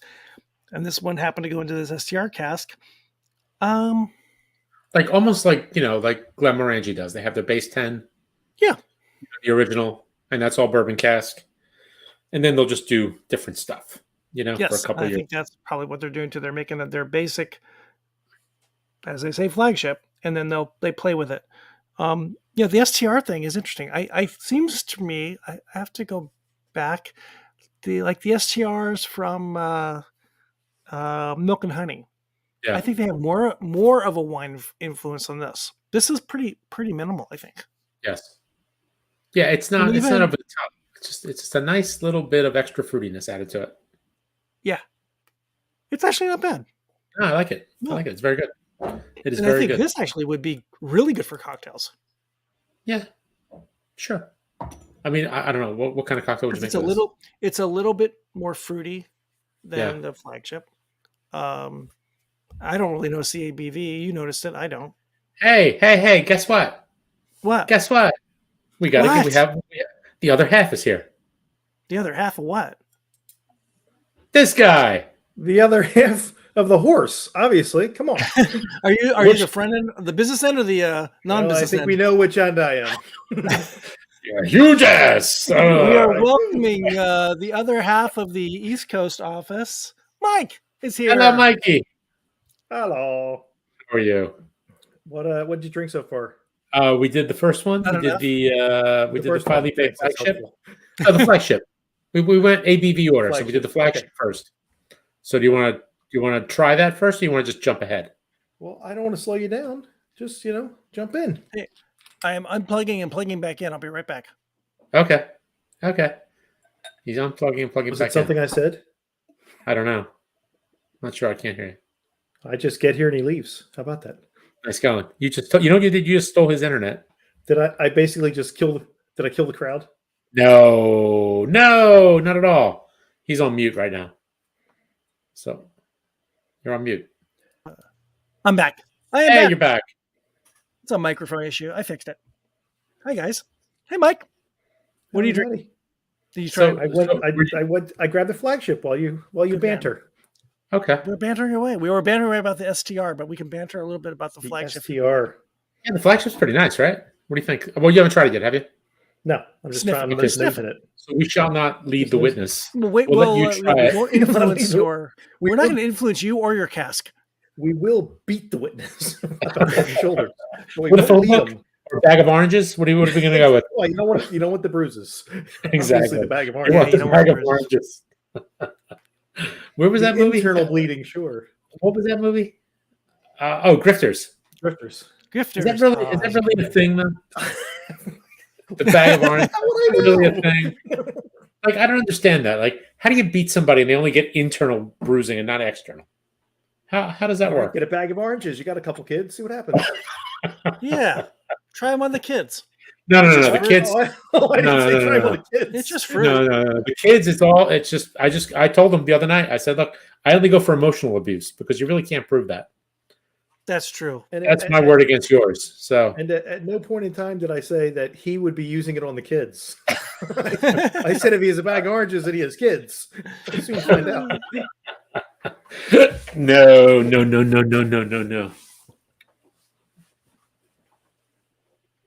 It's really funny. Ange said, I thought, Mike, that the flagship was more vapory, or let me say vapory. I don't want to say anything comparatively yet. And I thought it tasted hot. It's also a little sweet. Whoa. I don't think we ever said sweet, did we? Light and fruity. Like some caramelized sugar kind of stuff. Yeah, I think I originally said something about peaches, didn't I? Like it was a little peachy, like almost like a peach Melba. Cream. Yeah. Melba. Hello, Melba. Peach Melba. Hello, Melba. Melba more. Toast. Melba more. Melba toast. Melba more. Melba. So what do you think? Pretty good. It's nice, right? That's pretty good. It's from England. pretty good. Oh. Oh. Hey, You I'm can't a have quarter- whiskey from England. I'm a quarter English. I can't say that. Sure, you can. What, you moving on to the next one now? So I just poured in the glass. You said you were at the SDR. Oh yeah, look at him. Look catching at this up. guy. Look, You he's know, catching up. I'm not rushing By the ahead. way, I'm just. Aaron, this reminds me of the first time, like when all this madness started around here with the drinking. I was on the patio, my patio, with a couple of the neighbors. Then Mike comes out his back porch and goes, "Hey, what are you guys doing?" "Oh, we're drinking." So he climbs over the fence because we didn't have like the gates before. So he climbed over like the chain link fence with a bottle of Glenlivet, pours himself about like, I don't know, 2 hands worth of whiskey in a glass, and he's like, "All right, I'm all caught up now." Whatever. He was These like one are of these, lies. like one hand on top of the Lies. other, and he I just poured kind of I poured 8 fingers. 8 fingers. He kind of chugged it, and it's like, "Okay, I'm caught up now. Let's go." It was a pint glass of Jameson. Come on.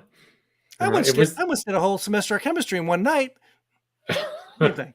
It's just catching up. Exactly.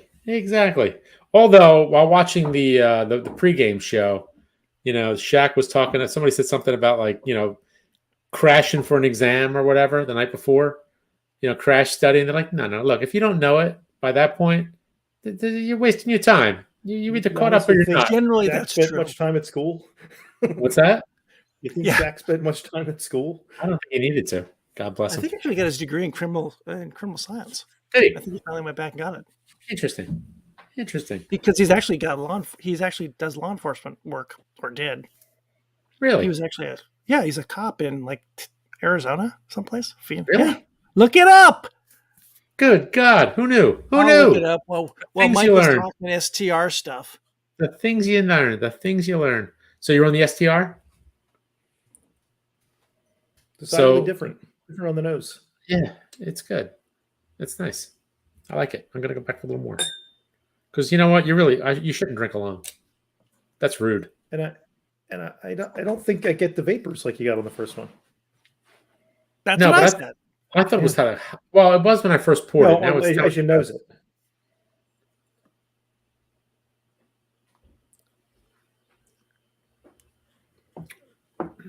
Now I got the Phoenix game on. I got hockey on. Sorry, I don't care.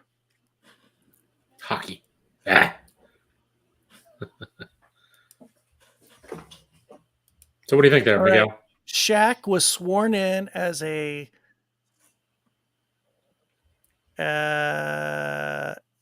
Clayton County Sheriff's deputy. Really? When was this? 2016. Wow. Yep. Wow. Clayton County, Georgia. Fascinating. There you go. It And I think there you go. it tastes a little All right. a little thicker and a little hotter. Mm-hmm. I thought so too. Well, I thought thicker, Little but hotter. not hotter. A little hotter. It's good. I like it. good. That's very, very good. This is very nice. I like these. These are Now, is this these are all- SDR? Is this going to be one of their? Not that we would know, but is this going to be one of the things that they have all the time, or is this like an experimental casking? well, this one where- was for US only, I think. No. This particular So one. on their So- website, they list 7 different whiskeys: the Flagship, Moscatel Finish Batch 2, STR Finish Batch 2, IPA Finish, Sherry Cask Reserve Batch 2, Double Oak 1, and I guess that's it. I guess those are the 1, 2, 3, 4, 5, 6 of them. So I'm guessing the STR is going to always be on their list. Okay. It's good. It's good. All right, Mike, we are moving into our second batch of shows. These are things that we are currently watching. God. We just got through our. What do you want, Mike? You're on like the Mighty Mike is Heroes? What do you want? watching CBS Evening News at 6:30. I'm catching up on my Matlock. Got a few of those left. You know what you need? You need a little Murder She Wrote. That's what I'm moving on to next. I got a Murder She Wrote. You need a After that, little maybe a little Golden Girls to pick me up. A little. I need some Rockford Files in my life. Do you? Oh, Rockford Files. I need That's a some good Jim show. Rockford. That's a good show. Now I know there's a couple in here that Mike has watched. But Ange, you guys are watching Bridgerton, right? Season 2. I actually finished it. I just realized that I finished it. You Is finished that- season 2 already? Oh wow. Yeah, I finished. Yeah, me and the wife that- watched it. Is that Netflix? Yes, and they dropped. So all it's all out. You can watch it all. Yeah, Okay. it's all out. We binged it. So Yeah, that was. How does it compare to season 1, which I dropped off after 2 episodes, I think? I will say the first episode I was a little bit, but then once I got past it, because I was like, I don't know. I remember this whole thing about starting it late, and I'm comfortable on the couch, and I'm out cold. So the first episode I was so on, but after that, I thought it was really good. I thought I was going to miss like the whole storyline with the Duke because I thought he was a pretty good character, but they really made it work. They changed things up. They focused on the eldest son. On the next Anthony? one, yeah. I think it's Anthony or Yeah, whatever it was. Anthony. And he was good. It was really, really good. It was interesting the way they did it. And it's we've been watching TV, movies. You watch the clock every once in a while. Like you just wonder where the storylines are going. Yep. So we get like about halfway through, and I'm like, how are they going to stretch this out? And they did it. They were pretty creative. It was really good. It was actually. Isn't this based? It's based on a book series, right? And each season is based on one character. There's 8 children. It's based on one of the each kids. of the 8 children getting their love life. So Got it. it runs through their particular life. And I haven't read the books, but from what I understand, the books are fairly self-contained. So if you're expecting to see the Duke again, you probably won't, because he's not a character that continues on, because the daughter met happiness already, and we're on to the next one. Right. So it runs through each of them. And each of the kids, it's 8 kids. Each of them has a different letter of the alphabet, and they kind of 8 books, 8 kids. It runs through the whole thing. And this is a Shonda show. Yes. Right? Yeah, I think Shonda optioned the books. Yep. You did Shondaland. Shondaland. Yeah, it was good. Yeah, I really enjoyed it. It was a lot of fun. Yeah, I have to save Bridgerton till my daughter gets home from school. Okay. And we have stockpiling all of the Outlanders, so we can blow through all those in one binge. Okay. It's everything's stockpiling. The only thing I've been actively watching is Moon Knight, and I couldn't tell you what it's even about. It's mind-boggling. You need a degree in like Egyptology, apparently, to figure out what's going on there. I have not started it. It's on my list to start watching. I have not started it. I watched the first episode, and I thought it was kind of fun, just because I like, what's his name? I like Oscar Isaac. Oscar Isaac, yeah. So I was willing to keep going with it, but then I kind of just fell to the wayside because so much other stuff kind of came out. Yeah. He's very, very good in it, but it's a tough watch. It's not like a quick little Marvel, good guy, bad guy thing. It's taken forever. It's short though, isn't it? It's only like it feels every bit of 40 minutes. Really? It does. Wow. It does. That's not good. It does. That's not a good endorsement. It does. And you had Atlanta on your list. Did you get through season? Is it still going on? It's still going. It's not done yet. They almost made it like it's been 3 years since the last season, so I don't remember it as well. I remember liking it. It's really weird. It's really quirky. I like the quartet of main characters. So it's what's his name? Donald Glover, Tyree. I can't think of his name. I can't think of the actor's name. But the cast is great. The 3 characters, and then there's Zazie Beetz, who plays like the love interest, sort of Donald Glover. Like they had a kid together, all this kind of stuff. And he's basically managing his cousin Paperboy's rap career. And there's a noticeable difference in terms of how successful they've become. So now they're on a European tour, but they've done it as like an anthology series where they have these like standalone episodes. Oh. And then they'll do like 2 standalone episodes that have nothing to do with the core cast. And then they'll do a couple episodes with the core cast in Europe somewhere with some weird thing that's happening with them. And then they'll do another like standalone episode. So it's a little bizarre. It's a little jarring because I kind of Has it been that way? Has it been that way all 3 seasons? No, it wasn't like that. This is different. Seasons. They're doing it a little differently this year. And I think they said they've shot 2 seasons of it already, but they're going to do 1 season and they're going to release the other season later. So it's good. It's interesting. They're tackling a lot more like social issues and, white versus black and just how we're different and how things are done and how much, whether it's blatant racism or just kind of subtle racism that still exists, because it's not going away. There's no way it's going away. But it's interesting. And there's just really people like you. What's that? Not with people like you. Hey. But I mean, I like the show. I like the characters. When the 4 of them together, they're fantastic. the guy that plays Paperboy is just so good. He's just so good. And Donald Glover's great, and it's really good. Is he a steely-eyed missile man? Is he what? A steely-eyed missile man? Who? Donald Glover. I don't know that reference. In The Martian. He's the guy. Oh, that's right. He's a steely-eyed missile man. Yeah, it's interesting. It's very unique. It's a little like, again, it's weird because there's no continuity with the storylines. So, we've all gotten used to these like stories that go on over multiple episodes, and that's still there, but now they kind of break it up and they're kind of standalone. So getting a little creative with the storytelling process. Yeah, it's different. It's pretty good. It's pretty good. Not as good as the first two seasons, but still pretty good. Has anyone started watching The Flight Attendant? I did. I got to go back to it. I watched the first 2 episodes, and I have to go back. Also, stockpiled till my daughter gets home. The Flight Attendant? Yeah. It's wacky. It's ridiculous, but it's fun. I don't remember that the episodes were only a half hour long. Are they? I thought they were a little longer. I think so. I thought they were. Okay. And I was surprised at how quick that went, each one. She's great.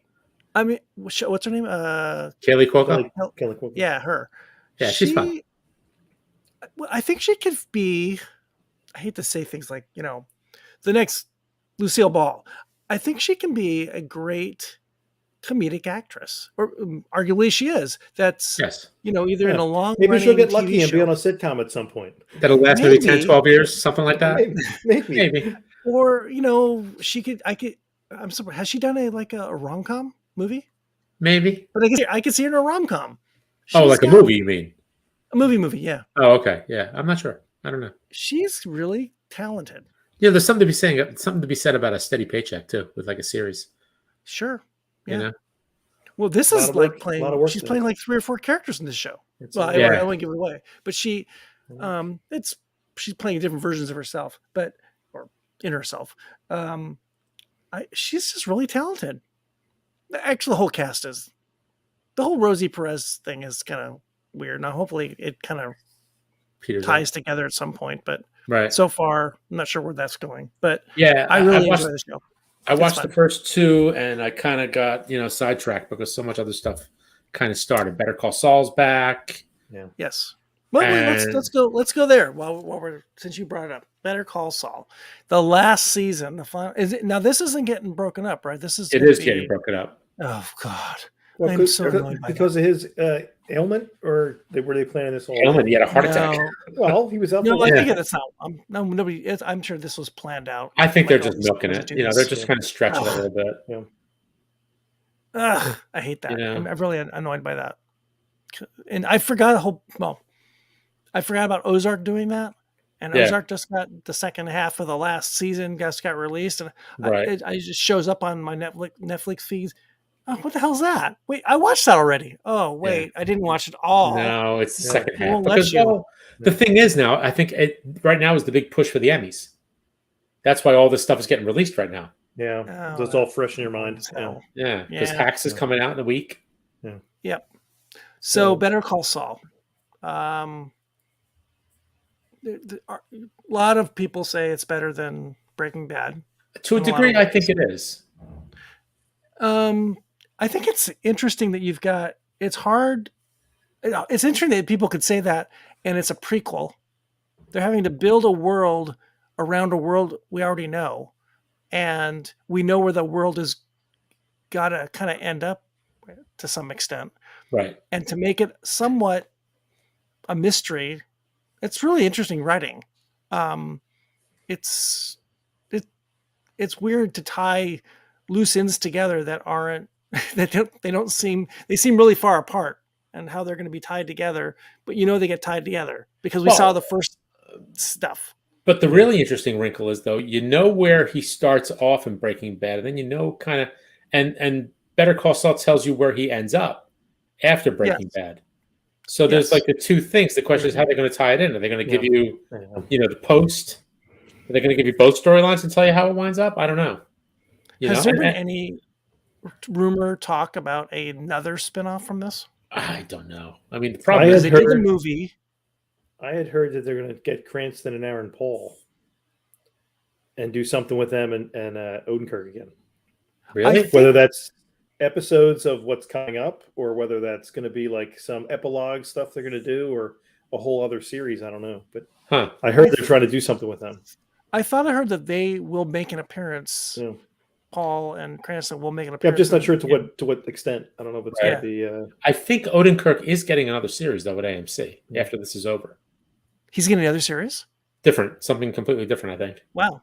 Better Call Saul the musical. Sure. Why not? under the Shonda Rhimes, Shondaland. I like it. I think you said you were having a hard time with it. A little bit. Yes, a little bit. I'll of course hang with it. I think the interesting part of it all is what's her name? Kim.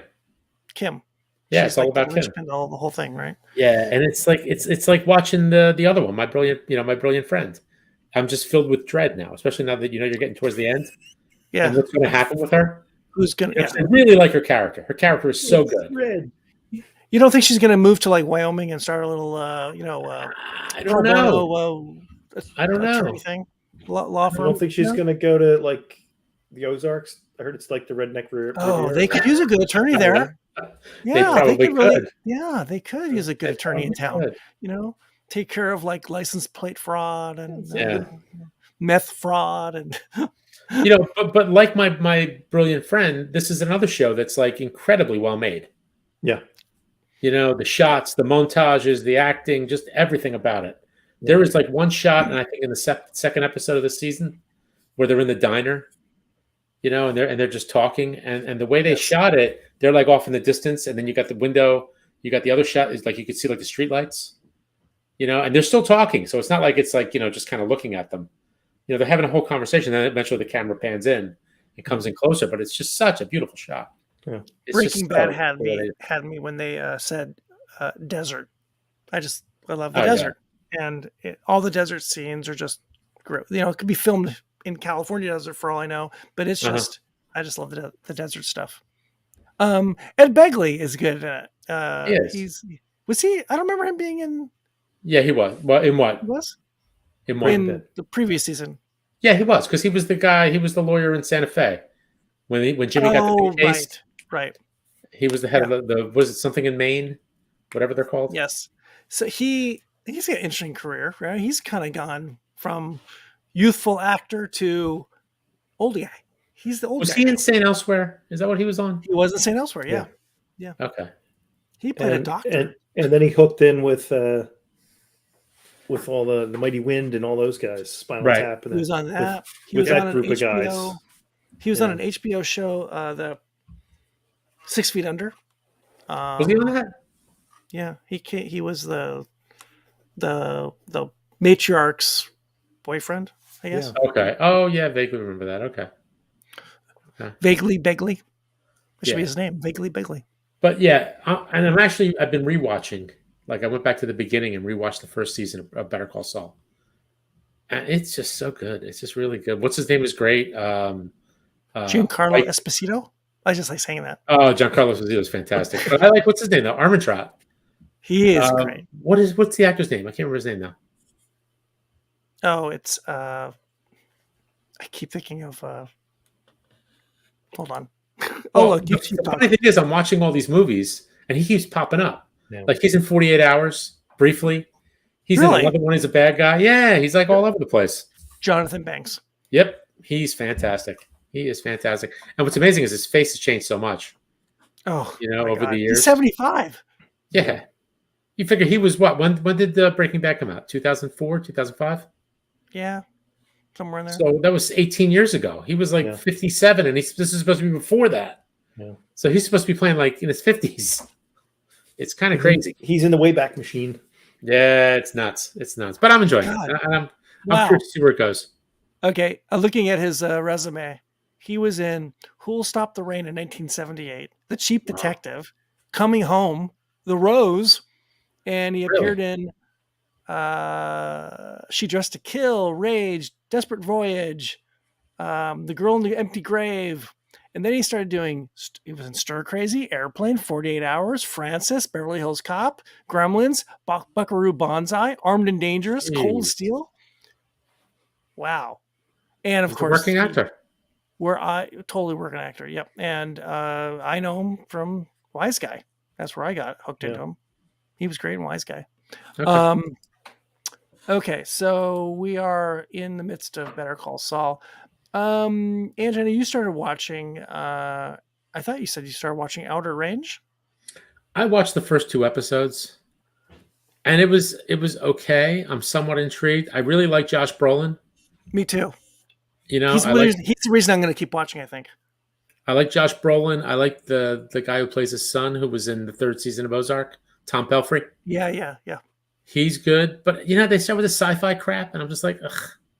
So I saw somebody compare it to like Twin Peaks and X-Files, and it's like this small town, middle of nowhere, and all of a sudden this weird stuff's happening, and I know it's I don't know, and there's a mystery, and you got to solve the mystery, and you got to solve the murder, and there's this thing overhanging this hole is there, that figuring out what the hole is all about.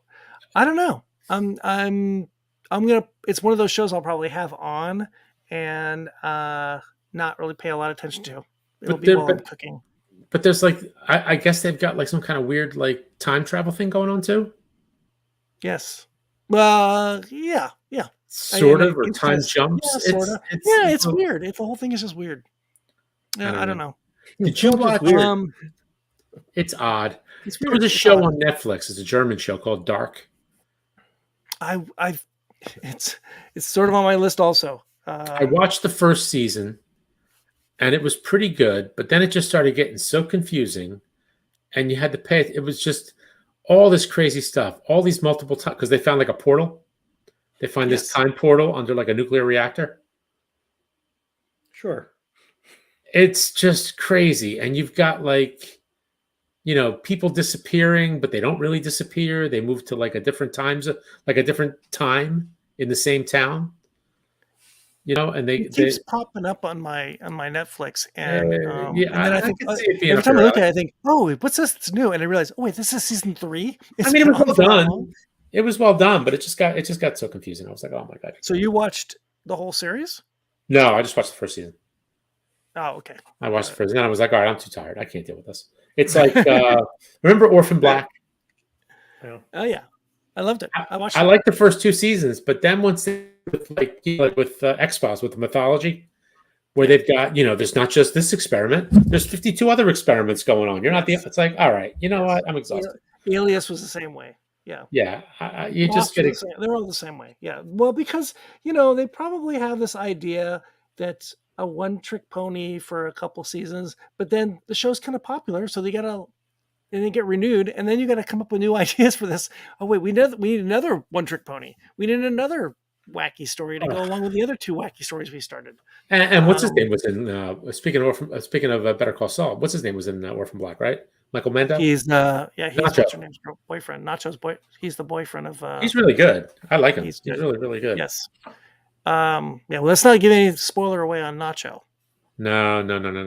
Poor Nacho. Let me look at our list here. So, Mike, what have you guys? I know you got a lot of stuff in the hopper.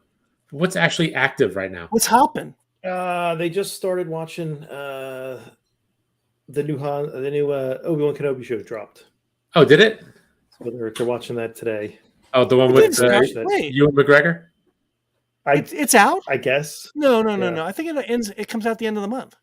No, they said there was 2 episodes or something they had to watch. What? I don't. Well, it is. I don't know. I don't know. May the 4th be with you. Maybe that's right. Moon Knight is rolling around. We are finishing watching all of the Flash TV series over again. Over again.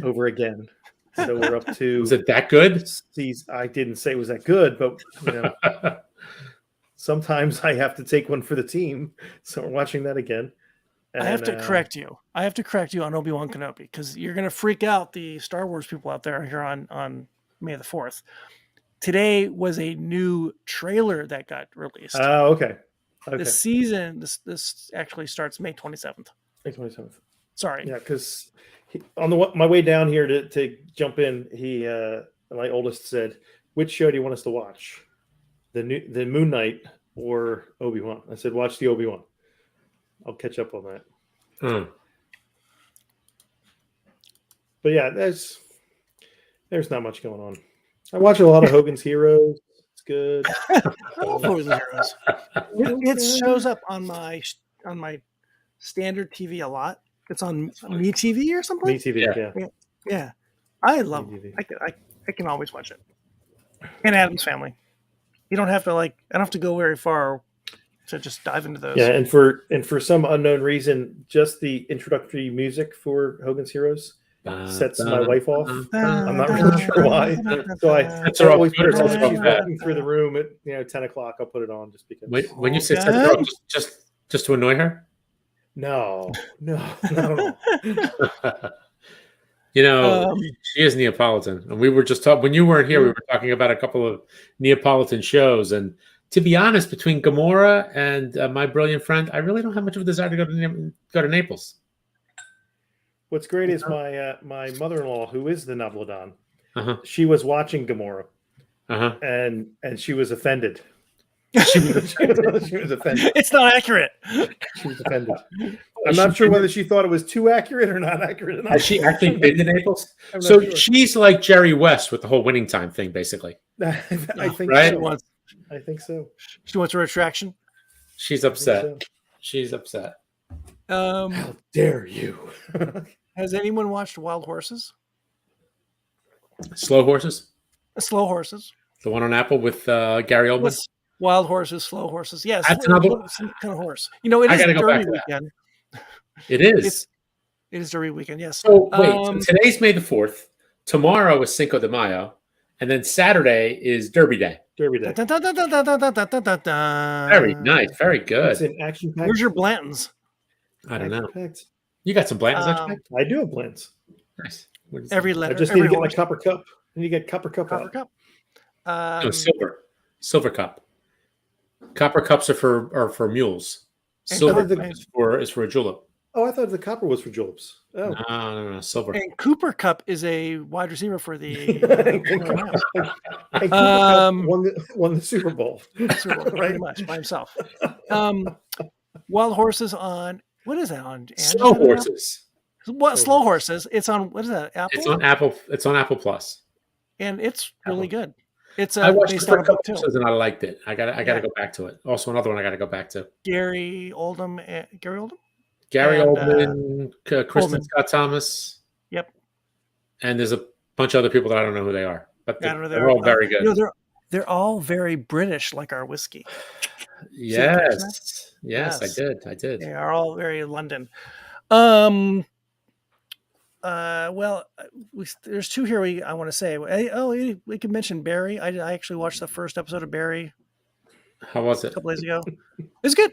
I like Barry. It's funny. It's funny and it's weird. Henry Winkler's great. That at this point in time, Henry Winkler is just thriving at playing a ridiculous role. He's just ridiculous.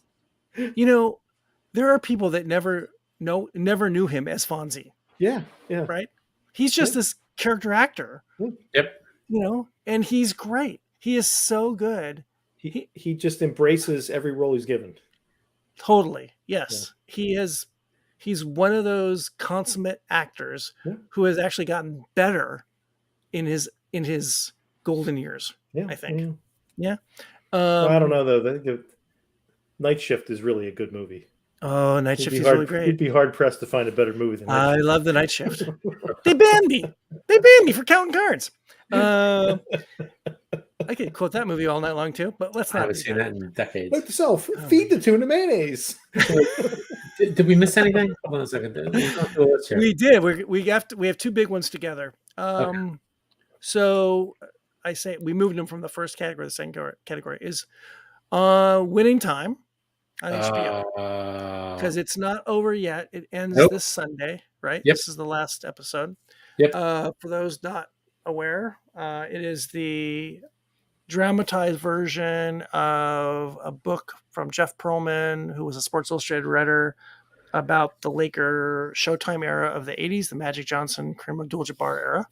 And Pearlman's book is a pretty accurate accounting of what actually happened with the team. And Winning Time is not a very accurate accounting. And Winning Time is the HBO version of it, and where they've Adam McKay's version of the events of the book, and it kind of goes over the top, plays fast and loose with character development and facts and everything else. And with all that said, and all the controversy, it broke up a Hollywood marriage. It broke up a Hollywood marriage. Mike, what's tell that story? Will Ferrell and Adam McKay. Yep. Will Ferrell wanted to play the role that I think John C. Reilly does, and they just couldn't see him playing the role. Nothing against him, but he just can't be that guy. No. And I think that tiffed Will Ferrell enough that they just broke up their partnership. They've done a ton of movies together. They've been partners for 25 years, I think. Yeah. Will Ferrell grew up a Laker fan. He's from LA and grew up a Laker fan, thought he knew, Lakers better than anybody else. And he thought how could I not be this? It's tailor-made for him. Yeah. And with that being said, John C. Reilly as Jerry Buss is awesome. Yeah. He is Jerry Buss. It's so much of it, of course, is the look. He looks like him. They've made him look like him so more than almost any other character, because the Magic and Kareem actors, they look like those people already. I'm not sure if John C. Reilly looked like Jerry Buss, but they made him look like him. Yeah. And speaking of great character actors, he embodies the characters that he plays. Oh, he's a great actor. You don't see John C. Reilly. You see who that is. Where for Will Ferrell, a lot of it, you still see a Will Ferrell playing that guy. Right. Correct. Yeah, he's that tall guy. Yeah, he's playing a character who's a lot 10 inches shorter. Yeah. You have to look at it almost like, it's hard for me as a Laker fan, growing up a Laker fan in the 80s, to look at it without some bit of sneering a little bit. But it's a dramatization. And they've taken lots of liberties with the characters, but it's really fun to watch. They've taken a lot of liberties with the storyline and just basic facts. And I thought it was interesting when they had the Sixers win all those titles instead of the Lakers, just to mix it up a little. I enjoyed that a lot. That was nice. Yeah, I'm sure. Yeah, Wilt Chamberlain coming back to play. I enjoyed. I didn't see it happening. It really was like a little bit of a shocker. It is interesting how that kind of thing gets developed.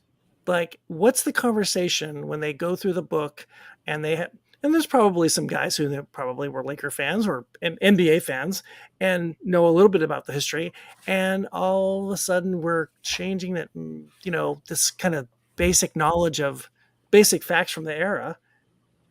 How does that play in the writer's room? Hey, we can't go that far off the deep end, but we are. I don't get it. Well, I think a lot of it is, we're not making a documentary. We're making a story about, just change the word Lakers to the LA, whatever you want to call them. And it's just an interesting basketball story as opposed to a documentary about the Lakers and Showtime, Yeah. Yeah. And I don't agree with it. I think they should try to stay a little closer to what's in there and don't make drama for drama's sake, which seems to be what they've done. Well, it's funny because I was listening to one of the podcasts. I think it was the Prestige podcast with Bill Simmons, and so it's Bill Simmons, Chris Ryan, and I forget some other guy on the show. Yeah. And Bill Simmons is getting all worked up. It's like okay, we can go back and check the box score. They changed the score of the games. These games did not happen. Yeah. He's like, I love the show, but it's drama for the sake of drama. I think for the less casual fan, like me. No, I don't mean you. I mean the opposite. I mean like me. Oh, for the less casual fan. I'm sorry. Yeah. I think it's a tougher road to hoe. It's harder to separate yourself from the facts. But for the casual fan who doesn't know maybe all the details or didn't read the book, if you read the book, you got to go, what the hell is story what they're happened telling here? here? Yeah. Perlman's a pretty good freaking journalist, and there's a lot of facts, and the facts are just like played with fast and loose here. What facts? Facts. I will say, I It's in the way. think it's actually gotten progressively better as it's gone along. Like the In first what way? episode was a little jarring. Just as an entertainment, for Yeah, entertainment. like the episode, the first one I was like kind of in, but I wasn't. They won me over on the second episode, and I think it was like a conversation that they had between Jerry Buss and Magic Johnson, and just the way they were kind of. Then they got me. They kind of hooked me in, But I like a lot of and even with the Kareem character, Kareem was. I mean, you pointed me in the direction of his blog, and his review was based only upon the first episode, where he's not particularly sympathetic. He's not particularly No. Interesting, but I think his character's gotten better too as they've kind of gone, behind the curtain just to know more about what he was like or what he was all about. I think that he's one of the more true character. His character's more true to the reality, because that's how he was, an angry kind of guy. Yeah, I think when you look at it, years. You had three great centers: Wilt, Bill Russell, and Kareem. And Kareem is always viewed as like a distant third, because people just look at it and they're just like, but he was the all-time scoring champ, but I think that was a big part of it, is that he just didn't seem to be the guy people wanted to get around. He wasn't nice to journalists. He wasn't a nice guy, and he wasn't friendly to the fans. And Magic arguably got him out of that shell. Got him away from that. I think to see him in an airplane movie while he was playing in like the 70s would have been insane. Like that would have never happened. But at the end, he Magic just told look, what are you doing? You're playing basketball. It's the greatest thing in the world. Yeah. And I think that kind of softened the edges as he got to be an elder statesman. Yeah. And I think people look at him more favorably now than the people who watched him actually play in his prime. I think you're right. Yeah. But I like the way they evolved his character. His is a good evolution. I think actually the evolution of characters in the show over 8 or 9 episodes has been actually pretty good. It's the facts part that kind of gets in the way. But watching alternative facts. Forgetting Jerry West, putting Jerry West aside, but Jerry Buss, his evolution as a guy who, real estate guy, went over his head, got happy with being in Hollywood and what all Hollywood is all about, and trying to make this thing work. And I don't remember the mother influence being that big of a story. And then having to bring his daughter along in his crazy Playboy life. I think that's an interesting arc, and it's told pretty well. And John C. Reilly's really good at it. Yeah. Even Magic has done pretty well, I think. Yes. So talking about Magic, the juxtaposition of Winning Time is a Apple TV 4-part documentary called They Call Me Magic. And it's probably Magic co-produced or whatever, on the Magic Johnson story. And they talk to everyone from his elementary school teachers and brothers and sisters and mom and dad, people he dated, girls he dated, his agent Lon Rosen, all the ways through the Showtime era, post Showtime era, Larry Bird, Michael Jordan, Commissioner of Basketball, David Stern, and Commissioner Silver, can't think of his first name, to present, as he's now a part owner of the Dodgers, now Mr. Billionaire Magic Johnson. Yeah. It's a very different telling of the era and a very different telling of the Magic Johnson story. Although colored, because it's colored through Magic Johnson's lens. Yeah, so there's a lot of things that aren't told as well. And Mike, you know what they skipped? They just didn't even mention it. 83. What a surprise. Didn't even mention it. What a surprise. Didn't even mention it. It was a fluke. Why talk about it? But they talk about the Celtic losses. Oh, yeah, but I think during that era, Julius was no longer the best player in basketball. Right. And it was really between Magic and Larry Bird. And their contests were legendary. Just watching the two of them play one another, shot for shot, that kind of thing. It's really just amazing to think, you watch those two, and then right after that is Jordan. Like, wow, 3 guys all right in a row. That's unbelievable. Yeah. And Bird and Magic Johnson came in together. Yep. Right. They played the title game against each other and then came into the pros together. We're like, these guys are hand in hand. They're together forever. Yeah, they're forever linked. Yeah. And interesting watching the character who plays Larry Bird in the HBO series. He's this total hick, really kind of arrogant, looking down on Magic. You're never going to be as good as me. I'm not going to be in the same room with that guy. And then the Larry Bird who's being interviewed for this documentary just is Magic's the greatest guy in the world, and he's amazing. Well, and this, we battled every time we played each other. I think Larry Bird is very similar to Kareem. That when they were in their prime and playing basketball, they were people you would not want to be around. Yes. And now that they've taken on like an elder statesman kind of role, that's been softened, and the competitiveness isn't there anymore. Yeah. And now they're great guys, and they'll talk to you about anything. Yeah. Where, when they were in their playing time, like they used to refer to Larry Bird as the big dick from French Lick. I mean, they weren't saying that to be nice. They did not like him. Yeah, and there's a third leg to this, is that the Lakers don't have anything to do and have only negative comments, if any comments, about the winning time series. No one likes it. No one's commenting great on it. Jerry West is, trying to get a cease and desist on the whole thing. Showtime, which is what the era was called. It was called the Showtime era.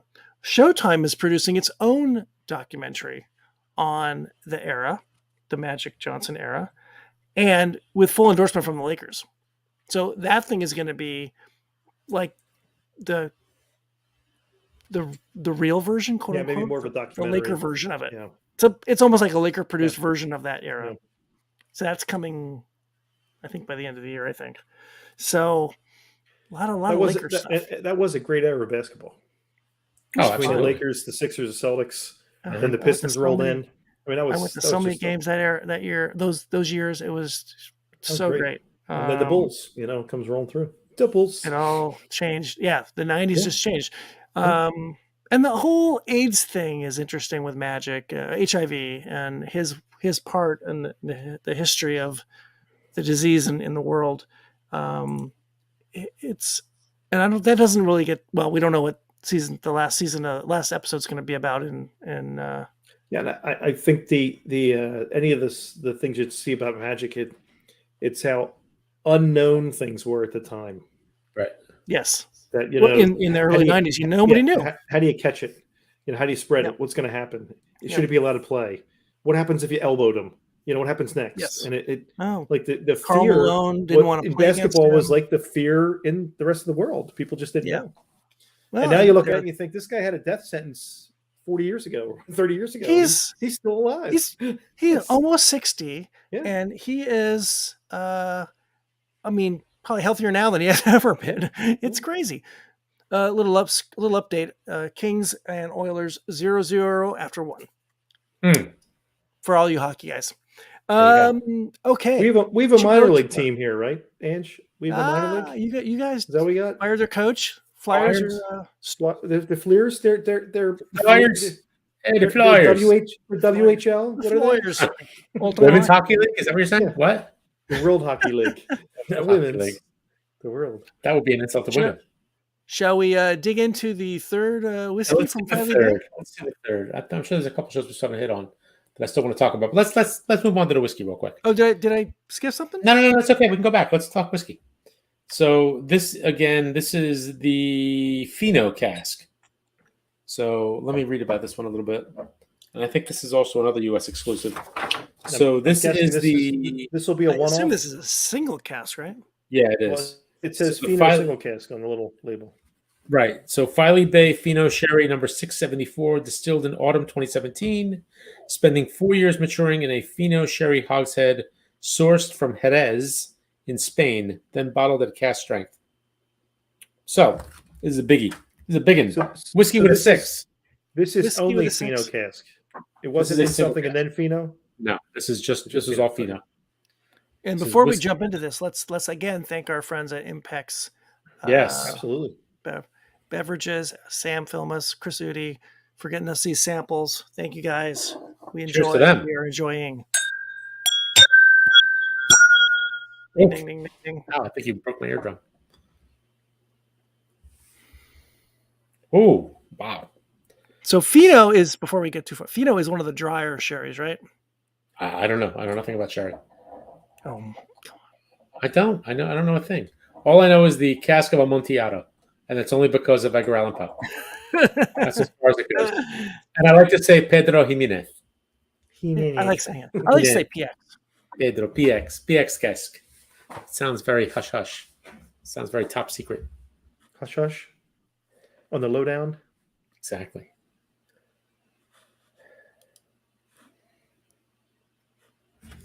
It smells really good. I like that. It's got like a. Wow. It's decidedly darker than the other, Yes. and it has a nice pinkish hue. Hugh. There's no Hugh Grant shows on this. Hugh. Hugh. FU. Oh, Dallas is ahead, by the way. Dallas Phoenix is on. 45 to 43. I would love to see Phoenix lose. Well, what did Monty Williams? What was it? Monty See Williams? Luke, Monty Williams, the coach. Is he the coach? What did he do to you? Hot Mike? No, it's Not smooth. It's smooth. It's it's smooth and 61% dry. is what it is. Whiskey with a 6. That's wow. That's something. That's see? Smooth. That's got some heat. That's Wow. got Good. some heat. That's good. But I knew to just take it easy and just put a little tiny drop. I did not do that. Oh, silly boy. And I didn't chew my I go whiskey. back to my friend Jason Johnstone, whatever his last. Chew your whiskey, son. Chew your whiskey. Make that first gulp. Just coat your mouth, and everything. And now Yes. That's good. That's really good. that's something. That's good. Now, Aaron, are you a fan of the sherry casks, or Not would you prefer not in something general. else? I don't. Well, I don't like the drier ones generally. If I'm gonna have any sherry cask, I like it on the Oloroso PX side, which are more fuller bodied, richer, more dark fruits, etc., etc. The drier ones are a little bit tougher for me. This is an interesting conversation. You get interesting combination because you have dry, and you got this high alcohol content. Yeah. Which is drying. Yeah. Boy, But it's actually interestingly my sweet. teeth are dry. Yeah, this is like it's interesting that they would do this as a cask strength thing. Yeah. Yeah. Because you've got, like I said, you got this dry wine, dry sherry, and then you got the just high ABV. It almost like, is it too much? Yeah. You wonder if they were trying to do something and they decided not to do it and just rolled this out as a one-time exclusive kind of thing. So is this one that you would you drop some water in this one? I'm considering it, but I like it the way it is. Just got to take your time with it. I would just want to see if the fruit opened up with a little water. Yeah. Yeah. Because I didn't get much Yeah, of I'm the sherried fruits. I just got heat and some drying. Yeah. Yeah, I'm gonna come back to it with some air. Get in there. Let the vapors get out. See what happens. Alrighty.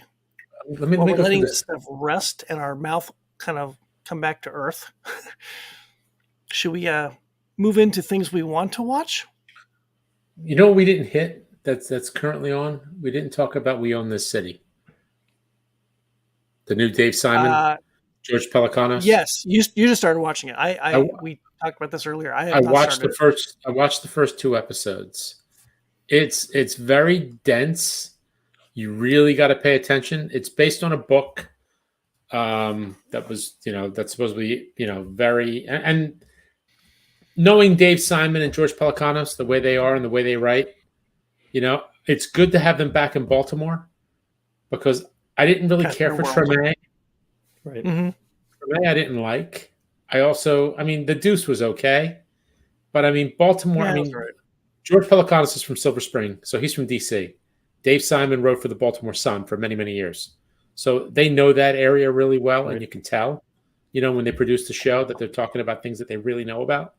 Not that they don't know about the Deuce and all that other stuff, because they just know it better. They know it better. It's home to them, Yeah. So this has a lot of feeling of The Wire. It's got a lot of folks from The Wire in it. So it's kind of good to see those guys again. Like, you remember, you didn't see it, right? Did you, The Wire? I saw like the first season of it, and then I stopped watching. Okay. Remember Marlowe, Aaron? Yep. He was like the other drug dealer going up against the Barksdales. Yep. Well, he's now murder police, as they would say. So he's now a homicide detective. And are there other Wire characters in there? Yeah, there are. Remember the other guy that worked for Rawls, the kind of heavier guy, probably like in his 40s, 50s, Delaney, I think his last name is. Yeah. He's sort of like the acting police commissioner. So he's in it. He's moved up. One of the Barksdale crew, Poot. He was one of the there was he was with the other guy. What was his name? What was the one? The two young kids. The two young guys. Oh, it was Poot and the other guy, but Poot's now also a cop on the show. So there's a lot of folks in The Wire. Funny. Yeah, so it's good. It's really good. It's really dense. I'm sure it's highly accurate. John Bernthal is in it, who was in The Punisher, and I think he was on The Walking Dead and a few other shows. Yep. First few seasons. Played Lee Iacocca in Ford versus Ferrari. Mm-hmm. But he's really good. He's sort of like one of the lead characters in the show. And where is this one?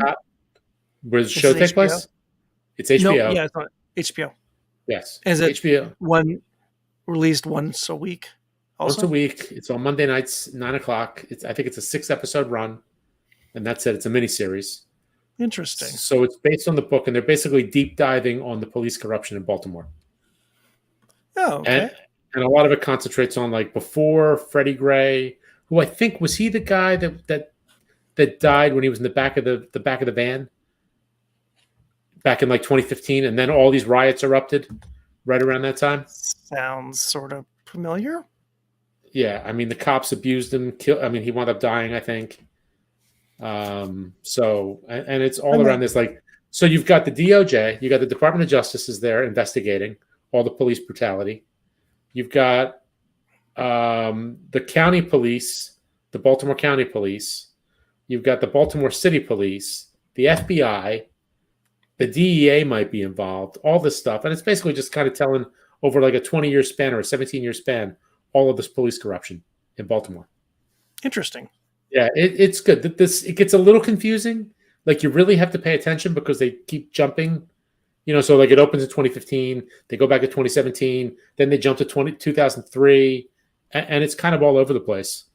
But I think it all starts with like 2017 when they really crack down and start making a lot of arrests, where a lot of these cops get arrested for corruption and brutality. I just Googled the Gun Trace Task Force, which is what it's about. Yes. And they had 8 officers indicted for federal racketeering. That's not good. Generally not a good thing. No, but it's really well done. It's really well acted. It's got the same sort of feel like The Wire. Like, there's no soundtrack. Yeah. There's like incidental music. It's very David Simon. Yeah. It sounds it.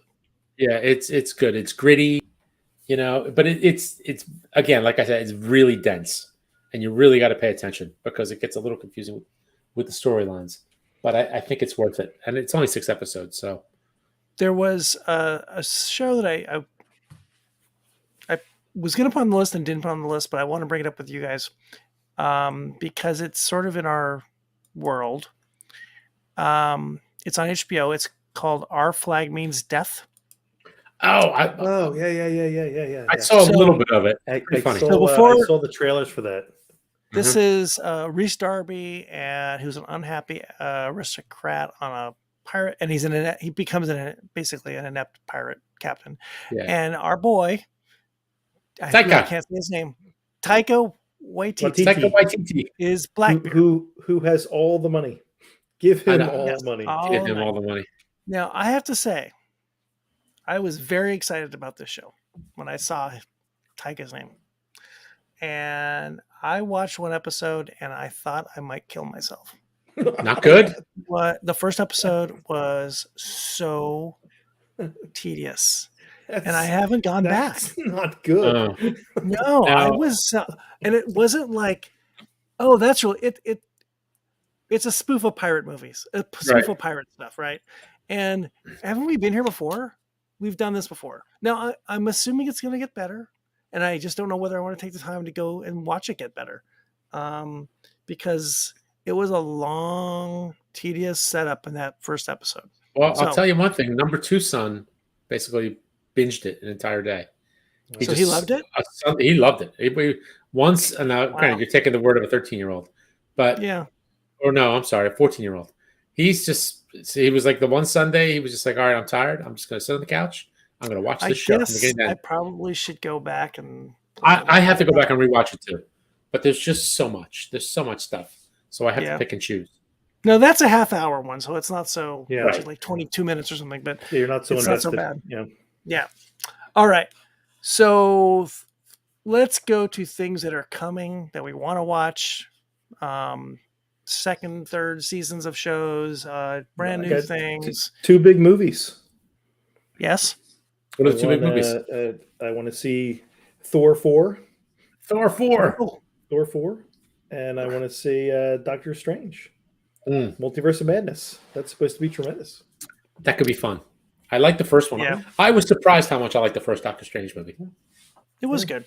I liked it too. It was really, really good. It had a great cast. He was fantastic. Who's the one guy? And I think that's what does it is, you look at the DC movies and they cast a bunch of unknowns and some old time character actors to fill stuff out. And you move to the Marvel side and they're just getting all the best actors in the world to be in these movies. That's why they're so good, because they're so well acted. Yeah. By the way, speaking of a stacked cast, though, can we go back to Winning Time for just 1 sec?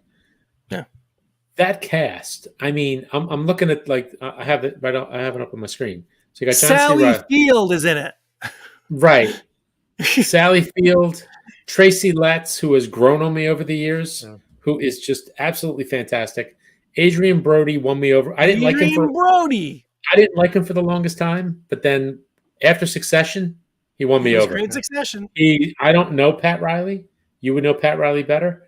He's fantastic as Pat Riley. Yeah. I don't think a lot was known about Pat Riley in that first year when he gets the assistant coaching gig. Yeah. Everyone knows Pat Riley. We knew him as a player. Mm-hmm. You don't really know him as the announcer too much, and you don't really know him he's just a coach, just an assistant coach. You really don't get to know him until season two of the era, and then he becomes that Pat Riley that we, like Hollywood Pat Riley. And now cheater. That's what I remember. He's just a big cheater. That Pat Riley. He's a big cheater. A cheater. I think he let the air out of the basketballs. I'm pretty sure he deflated. Taking LeBron James to Miami. Yes. Yeah. Who else is in it? And Jason Segel. Oh, Jason Segel. That's right. He's really good. I thought Jason Segel was a really interesting choice for Paul Westhead. Doesn't look anything like him. No. Who plays the daughter? Oh, who plays Jeannie? I don't know who that is. Hadley Robinson? I don't know who she is. She's good. I have no idea. She's really good. She's good. Gabby Hoffman doesn't have a lot to do, but she's good. So everybody's great. Gabby Hoffman character, she's Claire Rothman. She's the one. She's the woman that kind of runs the forum, and she was there for 30 years. I think she just recently retired. Oh, really? Yeah. Huh. Yeah, but she moved when they moved to Staples. She went too, and I think she was over there for quite a while before she finally kind of called quits. Yeah. This is better letting it sit for a bit. Yeah, I think after the first blast too, you're maybe a little better student. This is actually way more flavors coming out now that it's sat here for a few minutes and got some air. but it's not super rich. It's Well, kind of but Fino's not. Yeah, that's the difference in sherry, I guess. Right? yeah, it's like light and wispy. It's got a Yeah, punch to it. it's a drier sherry. It's on the driest end of the sherry spectrum, I think. So you're going to not get as many the rich notes, I think, Mhm. of heavier wines, Yeah. of fortified wines. All right. What else are we looking forward to? Okay. The list is long. You've got a list here of things here. So what do we got here? We got Hacks 2's coming out. Oh, Hacks yeah. season This 2. weekend? Next week? The 12th, May 12th. Yeah. Season 3? Season 2. No, 2. Okay. Yeah, because Hacks was last year. I can't wait to see what happens with that one. I cannot wait to. That should be awesome. I really liked it. That show I thought it was fantastic. Yeah. And I'm really looking forward to seeing what our girl Jean Smart has to say. Yeah. And the Lorraine Newman's daughter who plays the she was good. She was really good. She was great. She grew on me. That show was interesting because the first 4 episodes of the first season were good, but then that one episode, that little bottle episode with her and that guy, just put it into another gear. Yeah. It just got much more intense. The back half was just tremendous. It's still amazing to think that Jean Smart did that, and the Watchmen. The mayor, the one in Philadelphia. Oh yeah, that's right, Mayor of Easttown. Yeah, Mayor of Easttown in the same year. Uh-huh. So that's a career right there. And she had the Watchmen. They were all the same time. Yeah, roughly. Watchmen was a little before, but yeah, within like 3 years, yeah, she was in, and she's in her late 60s probably. Yeah, it was awesome. Good for her. Exactly, really good for her. Hacks 2, The Staircase. I don't know. Did you see the documentary? There's a documentary on, I think, Netflix. It was like a 4-part. Yeah, it was like it's based on a true story. Yeah, I'm interested in it. I think I'm going to try it when it comes out. I think Sunday. I think first episode. There was, there's been a whole. What we didn't talk about? Under the Banner of Heaven. The one on Hulu. I added it at the very end of this list, and you don't see it. Yeah, we could talk about that now too, because I watched 1 episode. I watched the first 2. It's pretty good. Do you know what this is, Mike? No. John Krakauer, the guy who wrote the book about all the people dying on Mount Everest 15 years ago, 20 years ago, journalist. He wrote a book about basically the extremist Mormon communities that are like in northern Arizona, southern Utah, and about this one episode of a murder that happens. Yeah. And how one person becomes one guy becomes like a prophet, and everyone kind of follows, and everything's insulated, and et cetera, et cetera. And this is a dramatization of the book. The book is called Under the Banner of Heaven. Right. Yeah. And stars a bunch of British people, which are playing Mormons in Utah. Andrew Garfield plays the detective. Daisy Edgar Jones, who was in Normal People. She was great. She's the murder victim. Yep. And it's a little crazy. It's a little sprawling. Yeah. I'm kind of intrigued. What's his name's in it? Wyatt Russell's in it. Wyatt Russell, which is Goldie Hawn and is Kurt Russell's son. And the guy who was in Avatar, Sam Worthington. Sam Worthington, yeah. There's a few other folks in it. So it's going to kind of get a little annoying, at least after watching the 1 episode, that it's going to kind of go back and forth with the beginnings and all that stuff. Yeah, Joseph Smith. That was a little annoying. I thought there was, and I think I kind of get the sense it's going to happen more, and so you're going to get this kind of, and the book kind of is that way because you read the book? I did. You kind of have to know about how Mormonism was, how it became the religion in America. So it's 100% American religion. It didn't come from anywhere else. Yeah, anywhere else. Yeah. And it's just a U.S. thing. So I'll probably hang with it. Hulu's a pain to watch anything because of all the commercials, but I'll probably stick with it. So we'll see. on my list too. Yep. We'll see. Stranger Things is coming. season 4. That's coming out soon. I think next month. I think Maybe. Yeah. Yeah, that's coming. I know you guys didn't watch this, but I did, and I think it starts this week. Is Tehran on Apple Plus? No, I didn't see it. And it's about a Israeli Mossad agent who goes into Iran to save the world. And this season they bring in Glenn Close as a high profile somebody or other. Yeah. So I'm looking forward to that as well. I have a couple other ones on here that I put in, and they all sounded just with their little bios of what they're all about. Yeah. Crap. 1-0 Oilers. Sorry, I had to say that. Clark on Netflix. So what is that? Coming. Starring Bill Skarsgård, because there's not enough Skarsgårds. You know what? Honestly, you can't have too many Skarsgårds. You probably can't. It's a limited series about a notorious Stellan has like 25 children, so they're all actors. Is he a Mormon? Is Stellan Skarsgård a Mormon? He could be. He could be a Scandinavian Mormon. All those kids. I love Stellan Skarsgård. He's fantastic. So that his sounds. Son Alexander has been around quite a while, and now Bill gets a shot. Hey, nice, Billy Skarsgård. There are a lot of them, aren't there? It's kind of notorious Swedish bank robber. Is that a thing? I didn't know that was a thing. Hold on one second here. It is starting tomorrow night. Really? Clark is a Swedish language true crime drama directed by a couple of people we can't.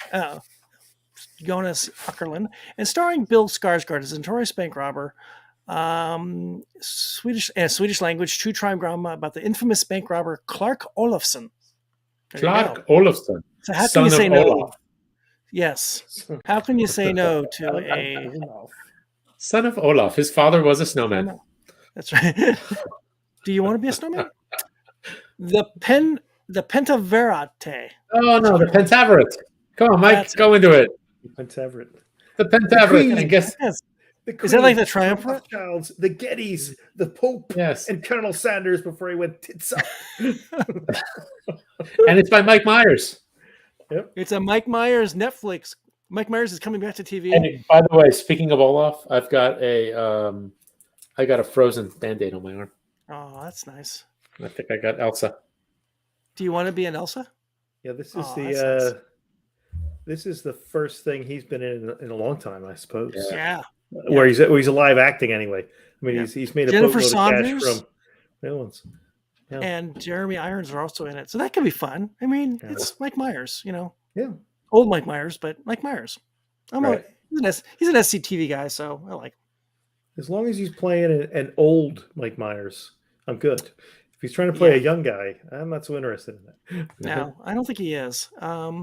The Takedown on Netflix. Omar Sy, the Lupin guy. I like Omar Sy. Action comedy about two police officers who are polar opposites getting paired on a big new case. How can that not be good? He's the French Idris Elba. That's right. And speaking of Idris Elba, he's in here too somewhere. He's on there too, right? Yeah, the Essex Serpent on Apple Plus is coming with Idris Elba. Also this month. What else you got there? 42 Days of Darkness. Netflix first major production to come out of Chile. A fictional crime thriller about the disappearance of a woman and her sisters attempting to find her. Fascinating. Operation Mincemeat on Netflix. That sounds familiar. Colin Firth and Matthew McFadden, WW2 drama about two intelligence officers who help turn the tide of the war. I think it's a serious thing, not a comedy. Right. And wait, didn't they both play Mr. Darcy? I don't know that. In what is it? One of those British shows. What's Mr. Darcy? What is that thing called? Pride and Prejudice? Pride and Prejudice. I think they both played Mr. Darcy in different productions. I do want to watch Servant of the People, which is the comedy series that's starring Vladimir Zelensky, now the president of Ukraine. And season 2 and 3 are coming to Netflix. I assume season 1's already on Netflix. And actually, it's about a comedian who becomes the president of his country. And then the comedian becomes the president of the country. And sorry, exactly, which is amazing that's the world we live in. So that's coming.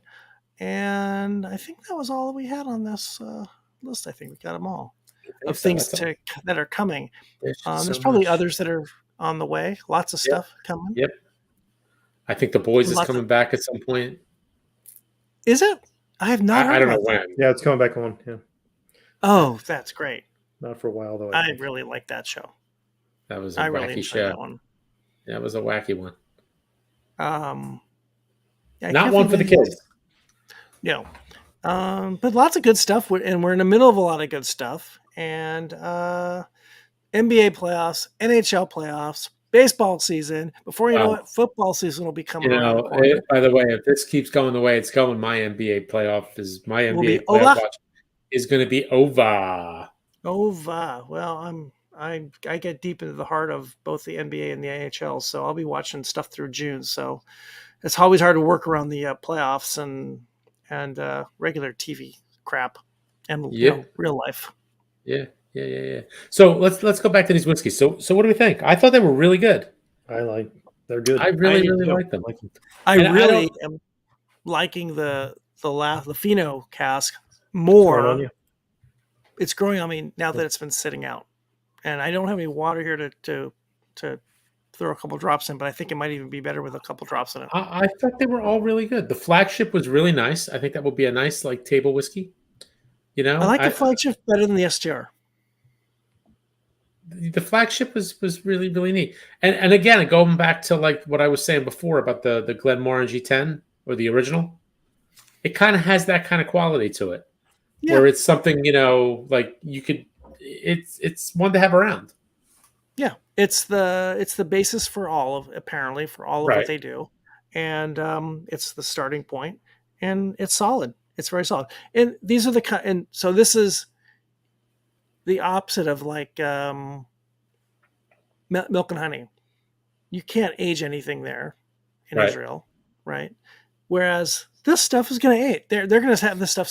They're going to be sitting on cask for a while, and it'll be interesting to see how this stuff is in 3 to 5 years from now and longer. And I'm assuming it seems like the distillate they're making is good. That the Flagship is that, and their basic whiskey is going to be great, and then throw more time in the barrel, it's going to be better. Yep. Yeah. No, that's really good. It's really, really good. And I don't know if it's the owners or if it's the Jim Swan influence, whatever it is. But Penderyn makes a really good whiskey. Milk and Honey makes a really good whiskey. These guys really good, and they're all they're all from this Swan thing. And I don't know what the man does. I don't know enough about it to say what he's doing differently from others. But whatever he's doing, whatever he did, I should say, I'm good with it. Apparently, he was really great at helping folks who are trying to set up a distillery do it the right way. Right. And here's the formula. It's worked before. He was also part of Cavalon too, I think. Right. His imprint is in so many places, and I can't name a distillery where you have to say, oh, that stuff's crap. They're all good, right? Yep. As long as you follow the formula, you're going to come up with a pretty good product, I think. Yeah. I mean, right now this is relatively new stuff. Going back to our, Glencairn scale, 1 to 5, I give it a 4 and a quarter. Yeah. On the Glencairn scale, future sponsor of what we watch when we drink. I wonder what the pricing on these are on retail. I have no idea. It can't be that bad, can it? 50, no, 60 I would bucks? think that I would say that the Flagship's probably 40 to 50, probably. Yeah. I would hope so. Yeah. Yeah, I don't know about that cask strength. Oh, the Fino? The Fino's probably got to be in the 100 area. Yeah. Much like the, what was the one we had? The pomegranate one? Yeah. From Milk and Honey? No, it's around the same ABV. And it was also a one-off. Yep. Yeah. So these are new to the United States. Right. Impex is the one's bringing them in. So I'm guessing you'll see these in probably some of your finer shops soon. I've not seen them on a shelf anywhere. No, not even here. No. So me neither. Filey Bay whiskey from the Spirit of Yorkshire Distillery. Spirit of Yorkshire Distillery, somewhere in England. Yorkshire. England. Yeah. Yes, Yorkshire. So Funny how thank that you. goes. Yeah. Thank you, Sam. Thank you, Chris. Thank you, the folks at Spirit of Yorkshire, and our friends at Impex, all you guys, whoever sent the stuff to us. Thank you so much. Really good. Any last thoughts, guys, on our live Booze Dancing TV, what we watch when we drink extravaganza? Yeah, we got a lot more to watch. Mike, you got to catch up, man. Oh man, Dude, he really does. I got to do the homework. Uh-huh. I just went out to Master of Malt, and they have the STR cask for $56. $56 for Oh 56 wow, pounds. that's reasonable. $56. Oh, but that's the UK The price, though, STR. right? Oh, that's you. So if Then you you guys add- been seeing it, is that a so? That, oh, you said so that's a 700 milliliter. 700 for 56. Yeah. Okay. So it's At not, $50 in shipping. but I'm Yeah. just saying it's not outrageously priced. You know, No. Where some of the other ones, and there's single malt. I don't know if this is the flagship or not, but it looks like it's coming in at $53. Okay. There you go. That's not too bad. I don't see the Fino cask out there, which I would expect because it's probably a one-off USA kind Well, of this is just a US one. So, Yeah. All right. Any final done, thoughts, boys. gents? No, No. not from me. Good I thought whiskey. This was a Good whiskey, Good good whiskey. shows. good shows. Lots of shows to watch. Lots of shows we've watched. Another good episode from the Booze Dancing team. Yes. We're hitting Springsteen country here. What are we at? We're at 2 hours and 27 minutes almost. Wow, that's pretty Yes. impressive. Yeah. Is it? It's like 74 Springsteen at Meadowlands. Uh-huh. Springsteen without the All right, talent. gents. So should I roll the end Yes, gents. credits? I think we should End roll the end credits. credits and watch for this. You can rewatch this on boozedancing.com. You can watch it on YouTube. And don't forget that this is going to be a downloadable podcast soon. And you can do whatever you want with it and It might listen kill me. on your own little device. The editing might might kill kill me, but that's okay. That's all right. That's right. You live for this. Do I? I die for Do you? this. I die for this. All right, gents. Alrighty, boys. Cheers. Cheers, boys. Cheers. Cheers. Let me see. Where's the end credits? Hey, Oh, here we I can't go. do End credits. Hi, boys. Cheers. anything. Cheers.